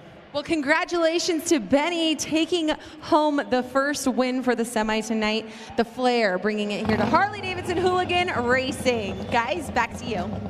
Yeah, Carlson with the appropriate amount of Tchotchke's flair on the kit here tonight, and he rode it away. And just, you talk about what a struggle it was to really make it 3 goes before you finally get it off, but he really led from start to finish, there's no doubt about it. We move on to our 2nd of 4 semis. Some really interesting names in this one as well. Of course, Dan Louders, Buddy Suttle, who we saw that wonderful feature on, and how about Robbie Madison and Tony Tucker? Yep, crowd favorite, Tony Tucker. Again, the top 3 will be moving on to the main. Does Matto, who's had so much success on the X Games stage, albeit in freestyle, make his hooligan debut at X Games Minneapolis? Robbie Madison goes from jumping 300-400 feet, up and down buildings, over big canals, riding a motorcycle on water. Yeah, surfing with the motorcycle. Matto is progressive as it comes to guys on bikes. To see him out here is just amazing. And how about Buddy Suttle out of Huntington Beach? Just such a great story. Grew up wanting to do this, and he's out here today. Yep, this racing really does bring the dream alive for sure for everyone out there. Let's not forget about JJ Flaherty. He won the hooligan race at X Games Minneapolis last year. Of course, he's going to be a force to be reckoned with. A big lineup out here. One thing I noticed is Tony Tucker, 277. He's learning more and more what to do with his hands out there. Yeah, absolutely. Our guy Tony Tucker, building confidence. Who joined us in the broadcast. Lance Corey, just really a dream maker out here tonight in Boise, Idaho, bringing them on to the intro of the show. And here we go. 77 as that Mishler with the overall lead early, and he's getting passed right away by J.J. Flaherty. Flaherty's already pulling away. Look at him. He's got a bike length on him. Yeah, there's no doubt. We saw Flaherty in his run one have no problem with this course. Again, he won Hooligan last year at X Games Minneapolis. No one more experienced in this format than JJ. When you see JJ even make a mistake, his bike stands up a little bit in the corner. He slides a little bit. He doesn't slow him down. He stays on top of the bike and he stays in control. It's incredible to watch him ride. Top 3 moving on to the mains. It's Flaherty holding court in that top spot, but who's behind him, Lance? You got me stumped. I'm looking. I was so focused on his riding.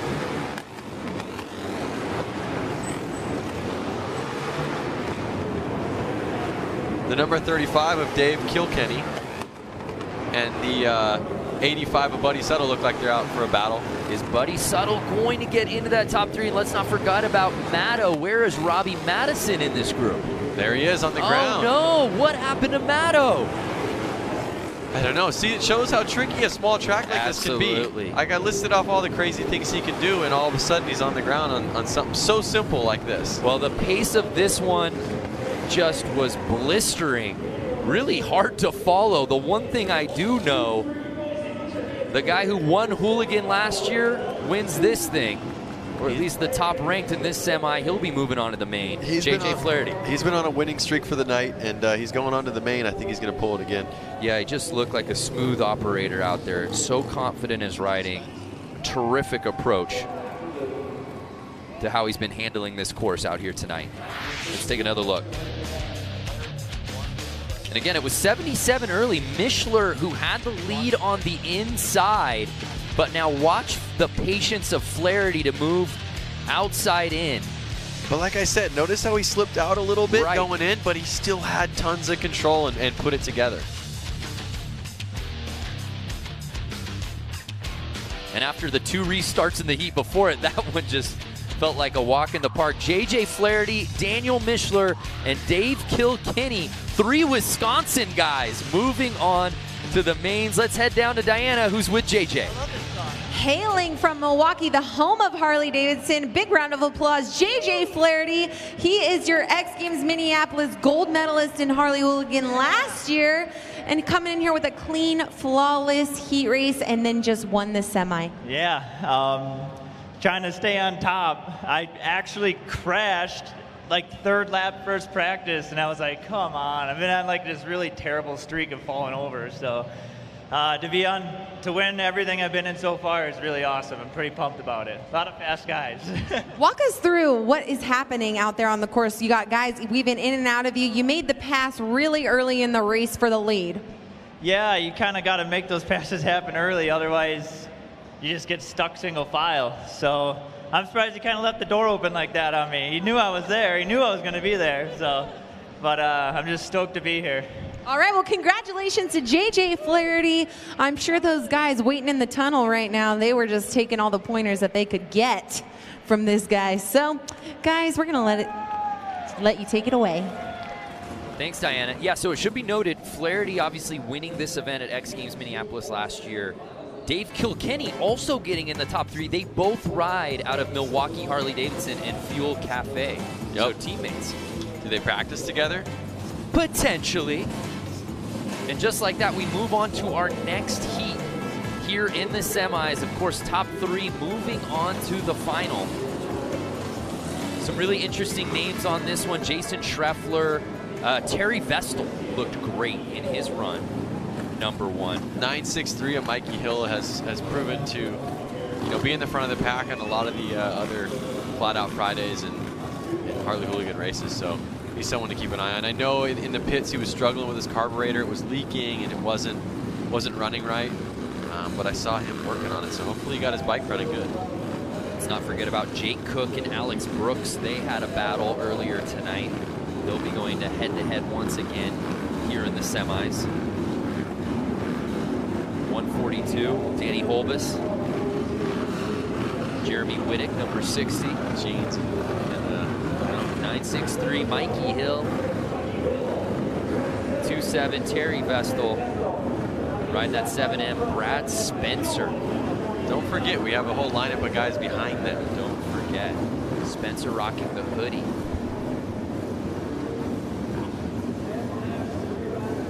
Let's not forget about 214 Frankie Garcia as well. This is a loaded field here. I didn't see him. Did you see him out there?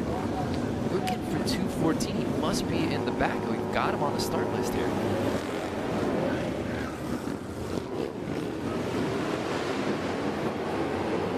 And it looks like, is that Vestal taking the whole shot? It is. He was riding, oh, someone goes down. Vestal riding so well earlier in the night, one of the fastest lap times we've seen. And he's got the top spot. With Brad Spencer, 7M, right behind him, chasing him down. He's already made a couple passes this race, so. Yeah, Spencer trying to get on the inside, and the red flag comes out. Yeah, somebody is down, grabbing at their leg, hoping he's all right. So like I said, Frankie Garcia, I don't think he started. I didn't see him out there, and I talked to him earlier on in the race, and he told me all he needed to do was qualify and make it to X Games.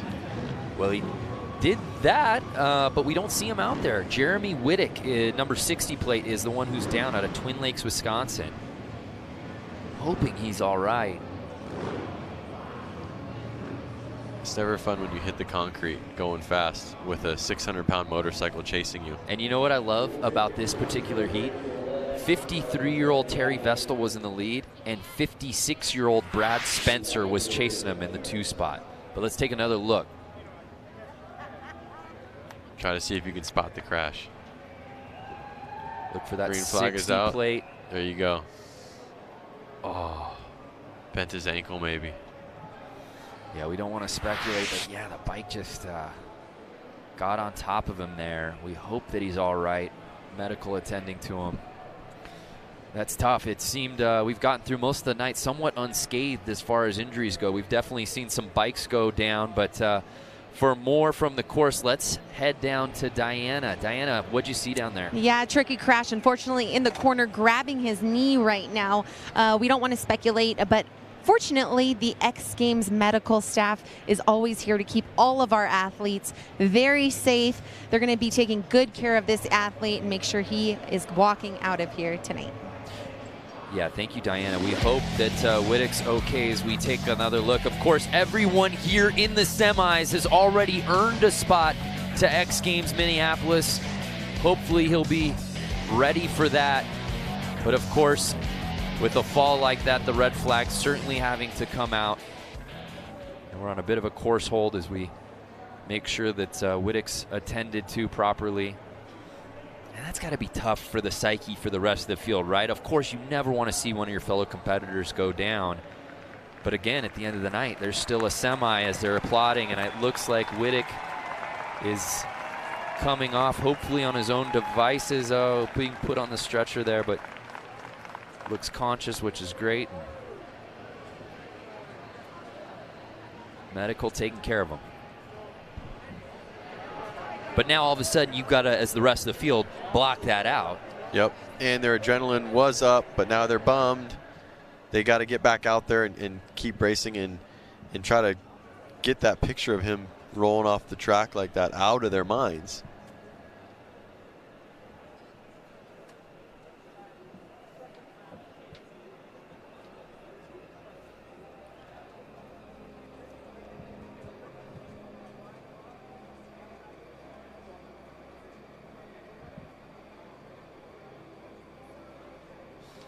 Well, as we wait for this semi to continue, let's head back down to Diana for an interview from the tunnel.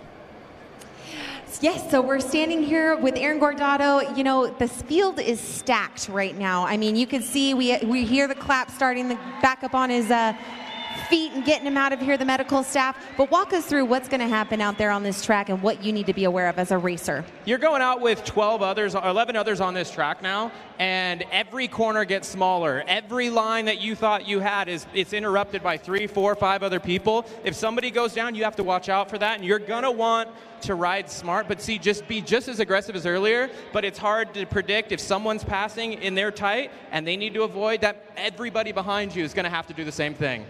All right, you guys heard it first from Aaron. Guys, safety is our priority out here. Yeah, Aaron, of course, part of our next semi-heat. They're waiting to get out there. These guys are ready to get this race back going. Wittick now being attended to, taken on the stretcher. He is officially off the course, and I think we'll be ready to reset this thing as we take another look at our start list. Of course, that 60 plate Jeremy Wittick, he is out. And as you said, that 214 Frankie Garcia, you're not seeing him out there. And like I said, he had work this weekend. And he mentioned that all he wanted to do was make it to Oh, X so Games. what you're saying is once he figured out and found out that he had earned the spot to X Games, and maybe he said, I got to bounce. He has to go to work. I got to go to work. He's like, I'm either in X Games Minneapolis or I'm not. Right. And so he made it in. So now he's celebrating, probably music blasting, ripping down the highway, trying to make it back to California to Winning tonight was just sort of unnecessary icing on the cake for him. He wants to win at X Games Minneapolis. Wow, what a mentality. But it also speaks to, again, the storyline of the night. These guys have jobs they have to get back to. Yep. These guys took work off to be out here for the most part. Yep. Amazing story. So you got to keep an eye on 7M, that's for sure. Brad Spencer, he was right on the tail in second place in the race before it was red flag. Mikey Hill having a good time out there. I mean, obviously he must have got his bike running a little bit better. Well, there you see Mr. Gordado, Aaron and Sean. They're more than just brothers. They're a team. And whether it's riding, racing, or helping out in their father's motorcycle shop, this story is truly a family affair.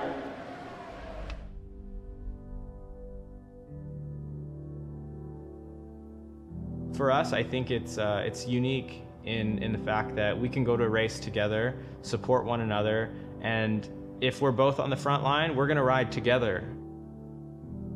You know, we have this sense of nonverbal communication. We don't even really need to look at each other. We just know what each other's thinking. I can be in his head and understand what he's doing, so I can make those crazy passes. Even if he doesn't know that I'm there, he's not gonna get startled. He's not gonna be thrown off by it. We're a team. We're also brothers. It's very cool, and you know, hopefully other people see us as a team, but the other people that see us as brothers, they, you know, like, oh shoot, we better watch out because there's two of them.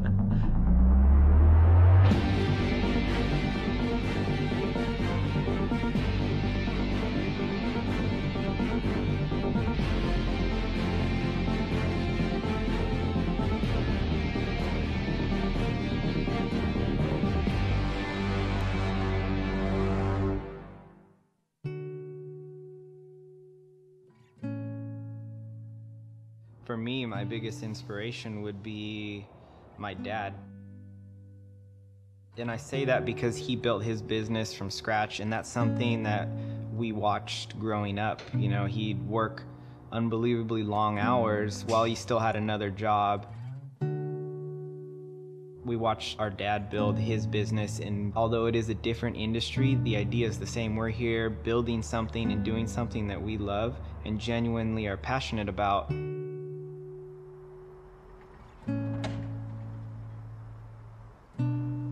Our shop being within my dad's location, you know, he sees us working. He wonders what we're doing. He knows we're here 2, 3, 4 in the morning.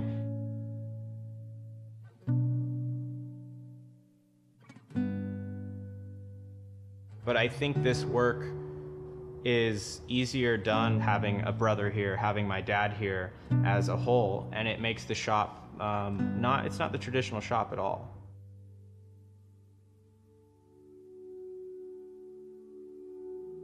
The Harley Hooligan series has grown exponentially in the past couple years. When we first started this, we would go out to places, Texas, Minneapolis, Florida, and all that, and we'd show up, and it was more of an exhibition type thing. You know, yeah, it's competition, yeah, it's racing, but, you know, we're out there talking to guys, answering all their questions, just basically being a good source of information for them and how they can become involved.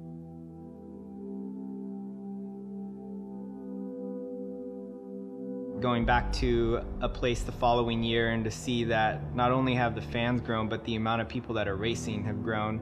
And I really do enjoy that, just watching the growth over the years and how much excitement that people get from it.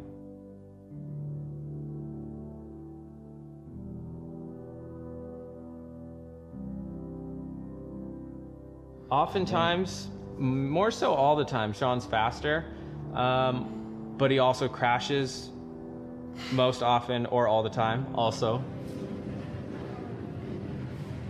At most races, we'll talk back and forth, like, I beat you here, I beat you there, but it doesn't really matter. You know, we're both racing together. One of us goes down, we're the first to go stop. You know, I'll bail on a bike to get him back up, and he'll do the same for me.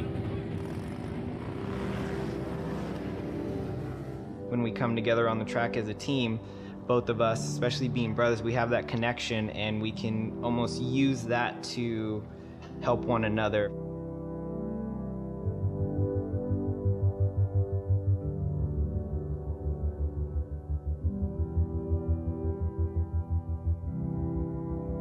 Racing seems like a very prestigious and unattainable thing, but what Harley's done with the series is allowed anybody to become a motorcycle racer.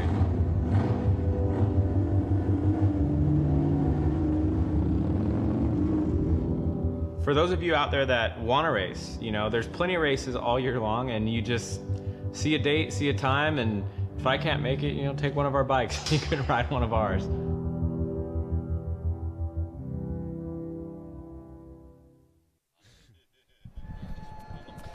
Wow, what a story, and we'll see if Aaron can hold on and make it into that main, but awesome. I know you get to watch these guys with the series that you've been a part of that you get to call. Well, he said something funny. He's like, yeah, my brother is a little bit faster than me, but he crashes a lot more, so we usually, you know, it's really hard to say who does better, you know, and he made it into the Aaron Gordado got in. Yeah, and his brother, Sean, didn't, who's technically faster. Right.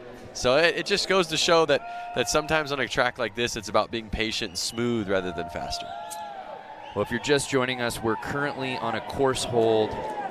Jason Wittick went down pretty hard, was stretched off, but we're hoping that he's okay. Let's head down to Diana, who's got some info for us on a special promotion. That's right. So Harley-Davidson is doing a great promotion for someone looking to buy their first Sportster. So you get your first Sportster, you're trying it out 9-10 months down the road. You're like, nah, I think I want to try out a different Sportster. No problem. We're going to go ahead and give you back your purchase price on a trade-in for a new Sportster. You guys have to check it out, h-d.com/freedom promise. Find out all your details there.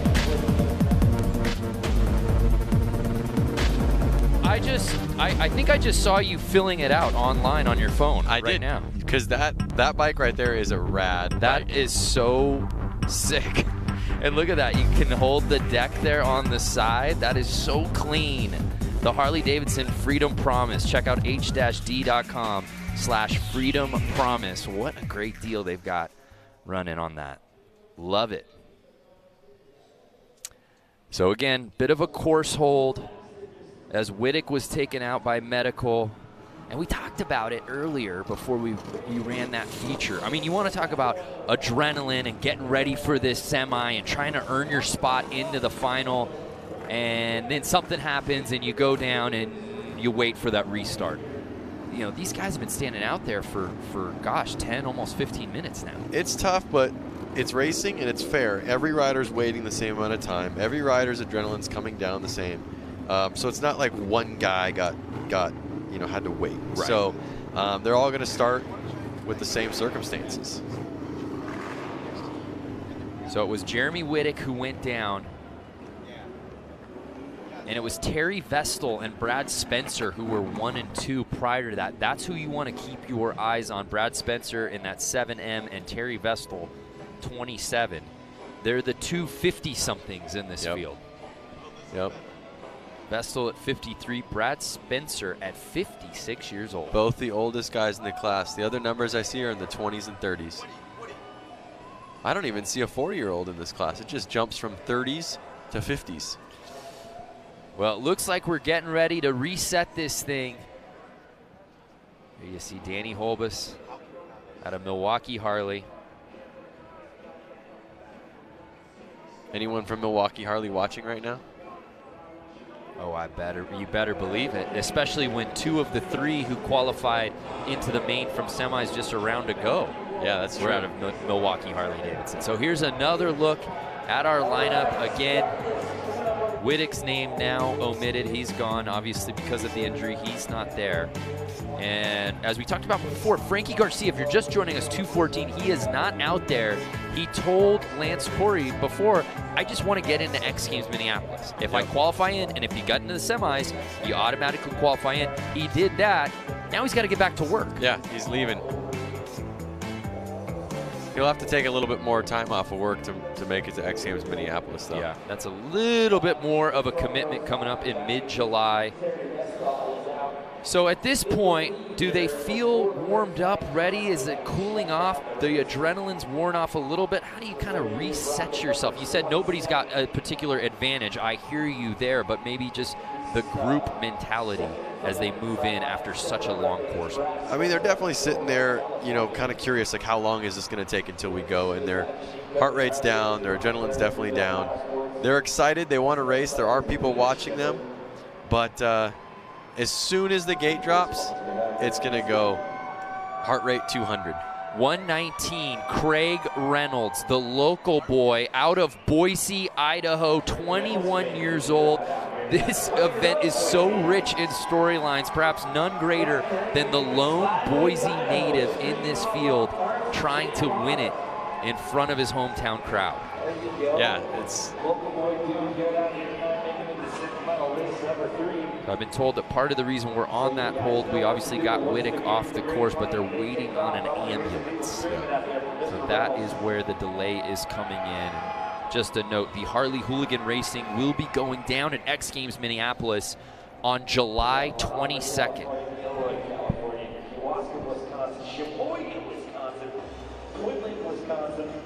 So there you see Mark Atkinson. He's been on a motorcycle since the age of 3. He's relentless in his pursuit of everything bikes. It's what he lives for, and qualifying for the Summer X Games is his goal tonight. Jumping a Harley, it's just different. You can really feel the weight of that thing when you go 70+ feet on it, and you know that it's not made for that. You think you're supposed to go fast, and that's what you do. You just pin it. A Harley, the weight carries the bike. And I've jumped like 75 foot in first gear and barely on the throttle. I don't know if I ever want to figure out what second gear can do.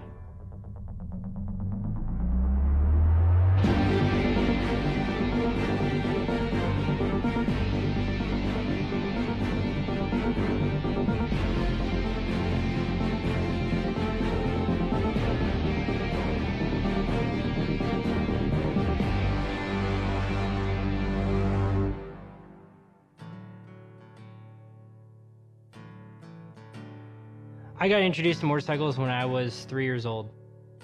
My dad got me a PW50. I actually have a Polaroid of the first day I ever rode. My dad took the Polaroid and then it says future motocross champion on it.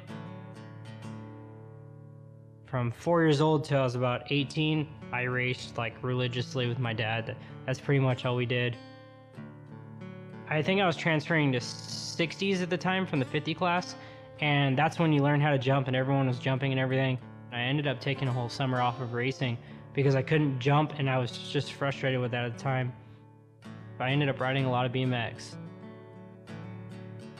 I just started jumping and jumping and jumping. And then I came back the next year, like fresh learning how to jump things. And then from there, it was like no stopping me. I jumped everything at every track. I was one of the smallest kids there jumping the biggest jumps, and it heavily influenced what I did on the motorcycle. After that, I never stopped doing BMX or motocross. I still got a BMX bike laying around here somewhere.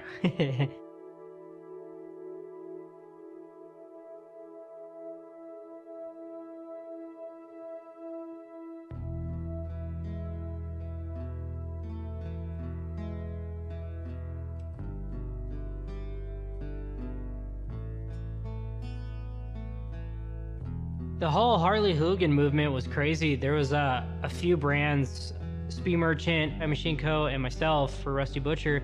At one point, we just like kind of showed up to every track and we're like, hey, will you guys let us ride? Hey, will you guys let us ride? And we kept doing that and doing that. And we just kept riding at any track that would give us a race. And we didn't have a name, we didn't have nothing at the time. We were just showing up to ride. And then out of nowhere, we got dubbed Hooligan.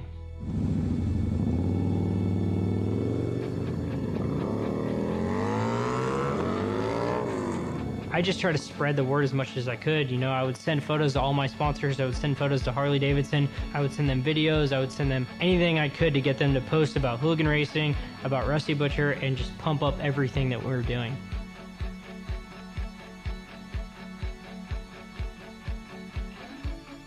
It's literally about just having fun with your friends. We want no money on the line. We just want it to be about like going out and have a good time. I always tell my riders, checkers, wreckers, do wheelies, burnouts, and give everyone a good show, you know? And that's what we're about.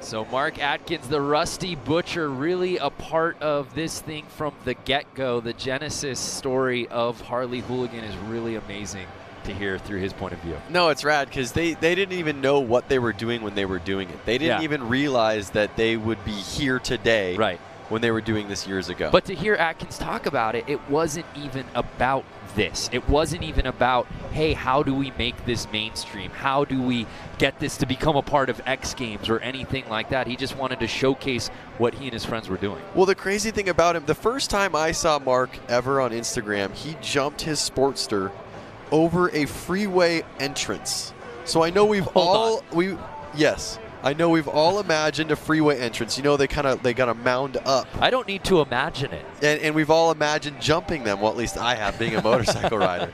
And he had a video of that. That was the first on the gram. And you said, wow, who is this guy dubbed Rusty Butcher? I commented on it, and I was like, that was awesome. And, and he commented back, and ever since then, we've kind of been friends. And if you notice the gloves he's wearing actually right there, those are gloves that I manufacture for him through Thrash and Supply. So we actually have co-branded some stuff together, and that's awesome. He really is.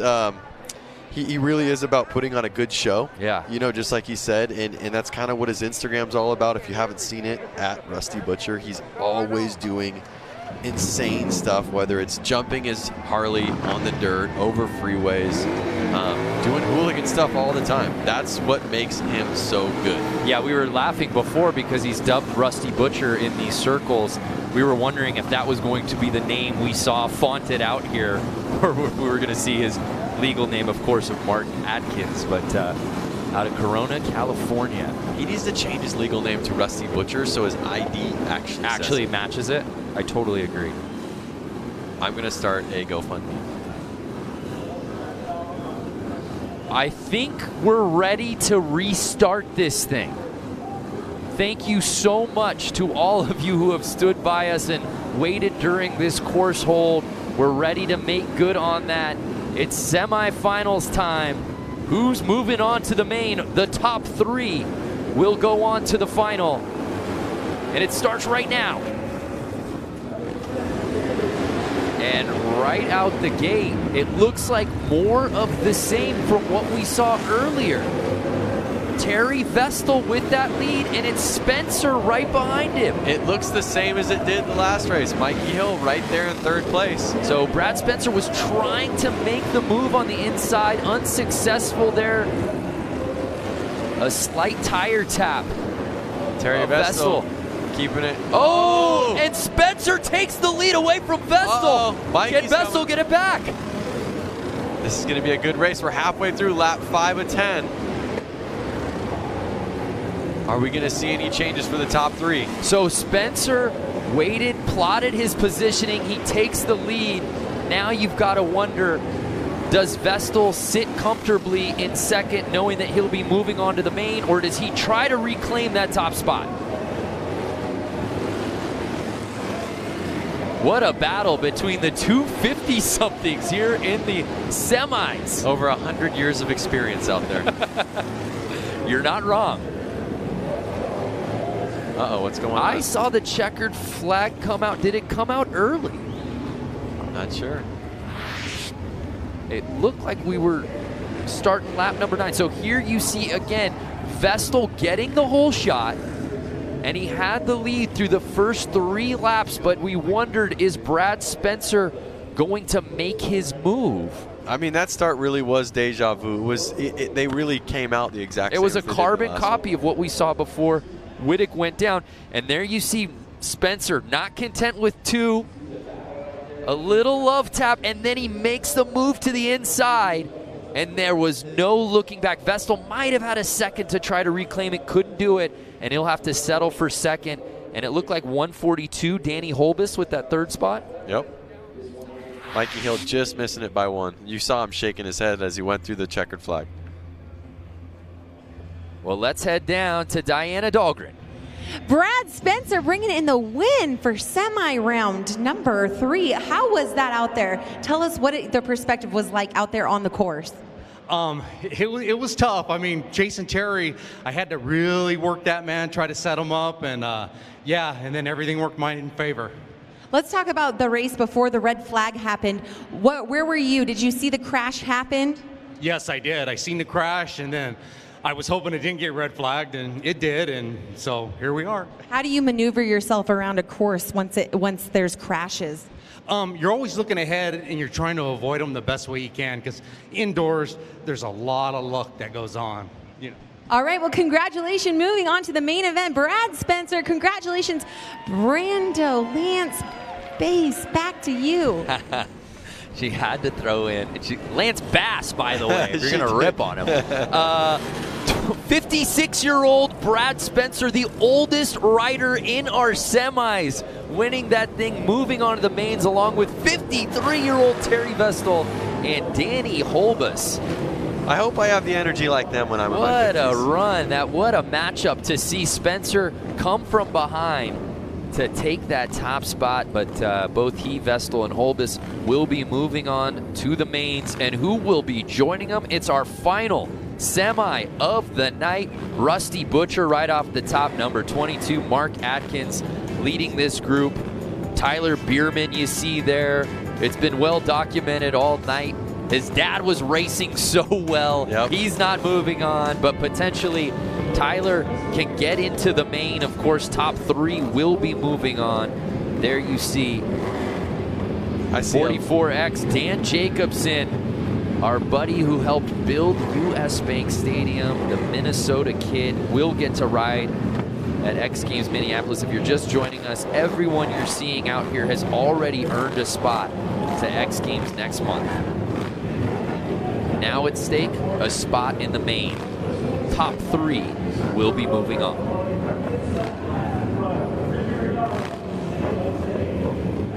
I see a lot of familiar names out there that are from California. A lot of hardworking guys. Scott Jones, who, like I said, works for SpaceX. He's an engineer over there. Juan Arcio is a number 7X, an engineer over at Vance and Hines. Chris Wiggins as well is a machinist over at Vance and Hines. Yeah, this has a real West Coast flavor to it. Westminster, California, Norwalk, Sierra Madre, San Jose, Corona, and they're off. And it looks like it's 4:29. Ricky Renaro out of San Jose, who was blazing fast in his qualifying heat, getting the whole shot. Rusty Butcher in second place, number 22. He's staying on his tail, though. So Butcher holding on to that 2 spot. Can he catch Renaro? And don't forget about Tyler Bierman, still in this group. Has some X Games medals to his name, a couple in fact. You think that Mark's going to be able to pull this? Yeah, look, he's trying to make the move on the inside. But Renaro has just been so fast on this course. Boy, this class is stacked. There you see 653 Bierman. You know Dad's cheering him on. Is he cheering him on? Well, I don't know. Maybe he's still gutted. Maybe he can't even watch this thing. It should be me out there. Lap 7 out of 10. And I see Rusty Butcher still on the tail in second place. Top 3 moving on to the main. Can Bierman get that 3rd spot? Gordado, of course, trying to make that move, and it looks like right now lap number 10, Renato is going to take this one. Butcher right behind him. So who ended up with the 3rd spot? I'm not sure right now. Renaro 1, Rusty Butcher 2. I was so focused on that 1-2 battle up there. Was it Bierman? Bierman was holding 3rd the whole time. We'll have to see. It's going to be a tale of the tape watching the replay. But it's Renaro and Atkins, 1 and 2. Chris Wiggins showboating right there with the burnout. That's what it's all about, right? We needed fumes here at CenturyLink today. Uh-oh. Oh. Trouble. Guess he just plead ignorance. I had no idea.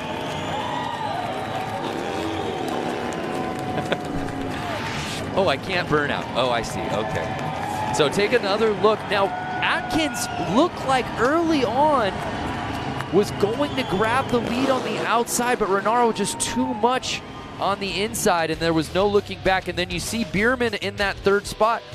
Partner, I think he might have held on to it. Oh, but you saw 30X there. Of Nick Leonetti. Leonetti out of Petaluma was trying to make his move.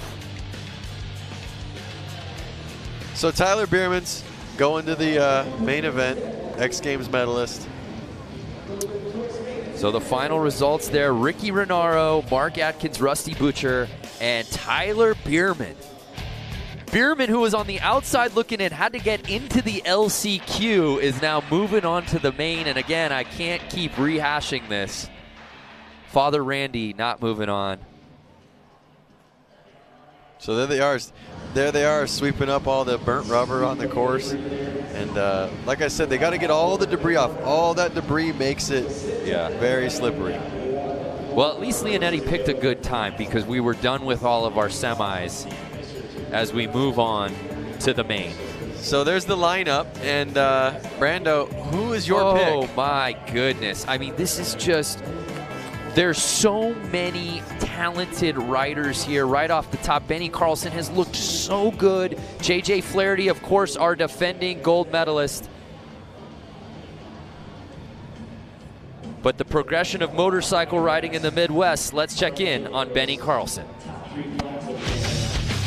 In the Midwest, I think it might just be the long winter, so there's a lot of guys that do projects. Everyone's kind of on this culture movement of going hooligan racing, and we got 3, 4, 5 months where, you know, guys can start building bikes in their shops. And I think what people don't realize is most of the motorcycle culture is in Southern California or something like that, and the Midwest is an absolute, I feel, breeding grounds for guys that made careers racing. We got a bazillion national championships, and that's why a lot of guys from the Midwest are coming and traveling to Boise to try and make it X Games. Hands down, there's going to be some guys that are going to have some hurt feelings by the end of this deal.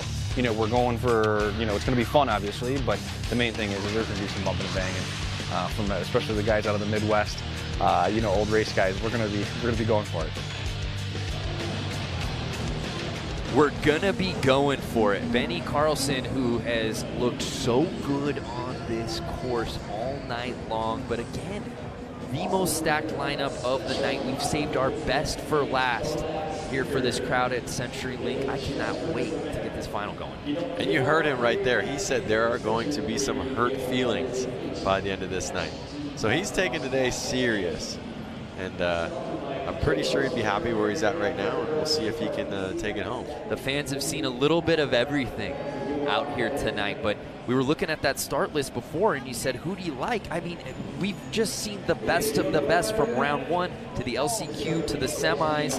The fastest guys all night long will be battling it head-to-head and there's so many different styles of riding. I can't wait to see who comes out victorious here.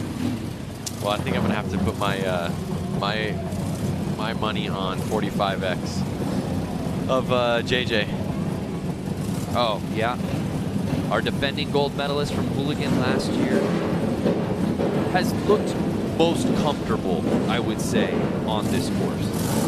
He definitely has, and like he said, he's won all the races tonight, and he said that's not easy, and he said that, you know, it's anything can happen, and I don't know, I still think that he looked really confident out there, and I think he's gonna be able to pull it. But again, you can't count out the guys who literally just hit the course.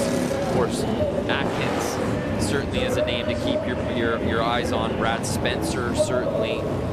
Terry Vestal, JJ Flaherty, and how about Ricky Renaro, who I think has just been sneaky good all night long. I would take his lap times against anybody in this field. He looked so good in that round of one and just picked up where he left off in the semis. Well, he did end himself up in 8th place overall during practice for lap time, so. It should be noted, race tires provided by Dunlap. Well, you see all the rubber on the ground out there and burning tires. Someone's got to support them, so why not be Dunlop? There you see the number 17 plate, Sam Fisher, out of Hartford, Wisconsin. Part of our 12-man final. JJ Flaherty has looked so good. There you see Daniel Mishler, of course Benny Carlson, Terry Vestal, 429 Ricky Renaro, Flair, Benny Carlson. Is that going to affect him in this race? Clearly it was advantageous. I thought it was wind resistant, not an issue at all. And how about this guy? 7M, the oldest rider in the field by just 3 years, mind you, 56-year-old Gilroy, California native, Brad Spencer. Something crazy to think about is all the guys up there in the front line are basically winners from the night. Right.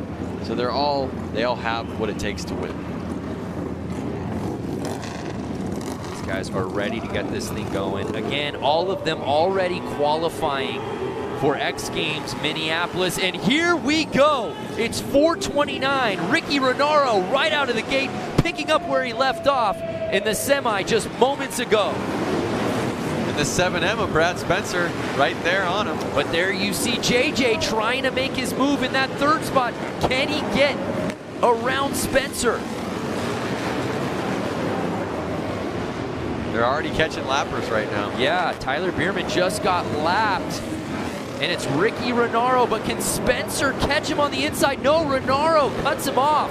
These three are tight right now. Anything can happen. JJ trying to make the move to the inside. He's sitting in third place, but it's Renaro still holding on to the top spot. Who's going to put a tire in to make it happen?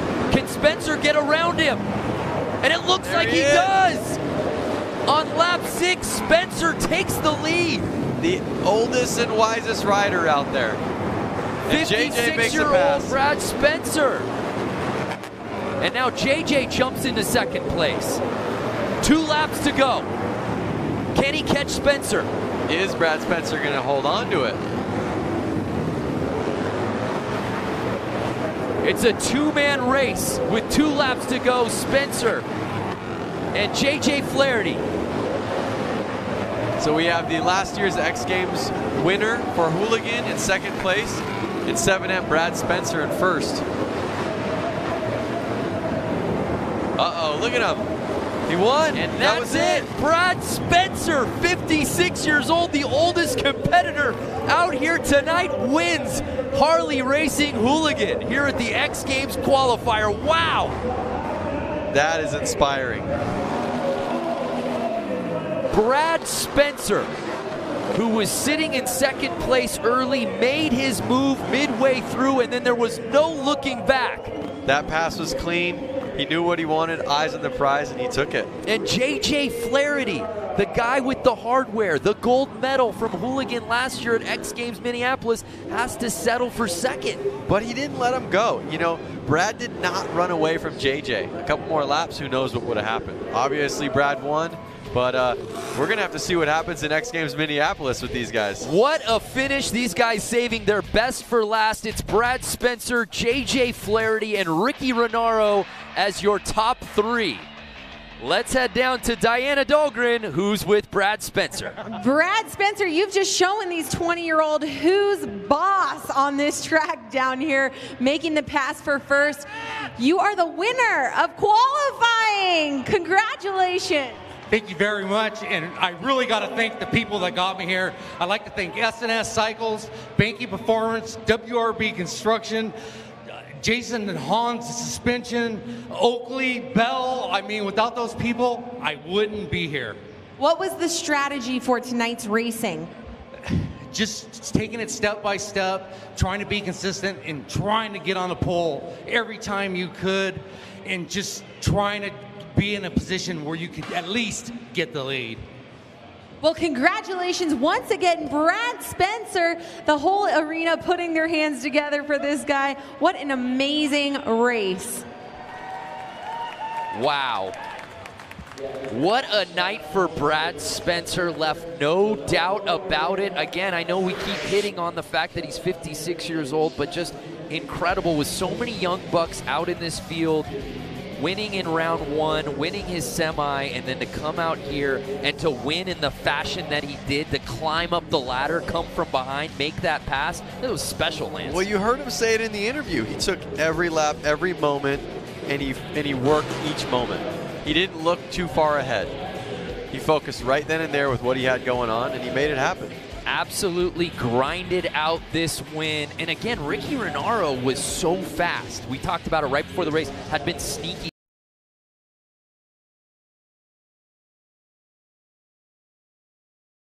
Got to be eating at him to know that he had the lead halfway through the race and wasn't able to complete it. But what a night for racing for all of hooligans worldwide, making it out here tonight in Boise, Idaho. It's Brad Spencer coming out the victor.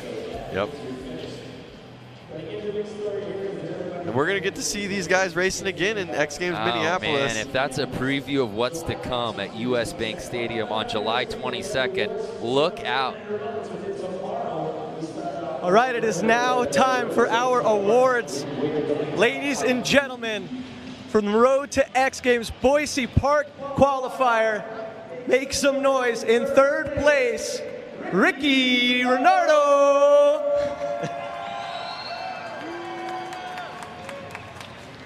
And second place, Boise Get Loud, JJ Flaherty.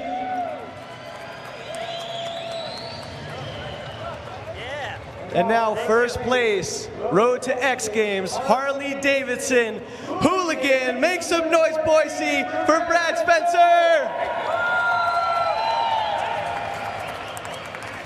Congratulations to everybody who came out tonight. Thank you, Boise. We'll see you tomorrow at the Road Skate Park for BMX and skateboarding. We'll see you in Minneapolis later this summer. Thank you, everybody, for coming out. Great to see the coronation of those top 3. Of course, Flaherty, we expected to be right there. Renaro leading the way halfway through, but it was Brad Spencer with some gutsy racing, grinding out the win. We'll see all 3 of them, plus 45 more that we saw out here tonight at X Games Minneapolis. Let's go do it again, man, next month. I am psyched, man. I can't wait to see these guys race again. Well, what a night for racing at CenturyLink Arena here in downtown Boise. Remember, fans, there's a lot more going on this weekend. Road Skate Park tomorrow, men and women's skateboard park final, as well as the BMX final. You can check out the competition schedule and all the coverage on xgames.com. For Diana Dahlgren and Lance Corey, I'm Brandon Graham saying so long from Boise, Idaho.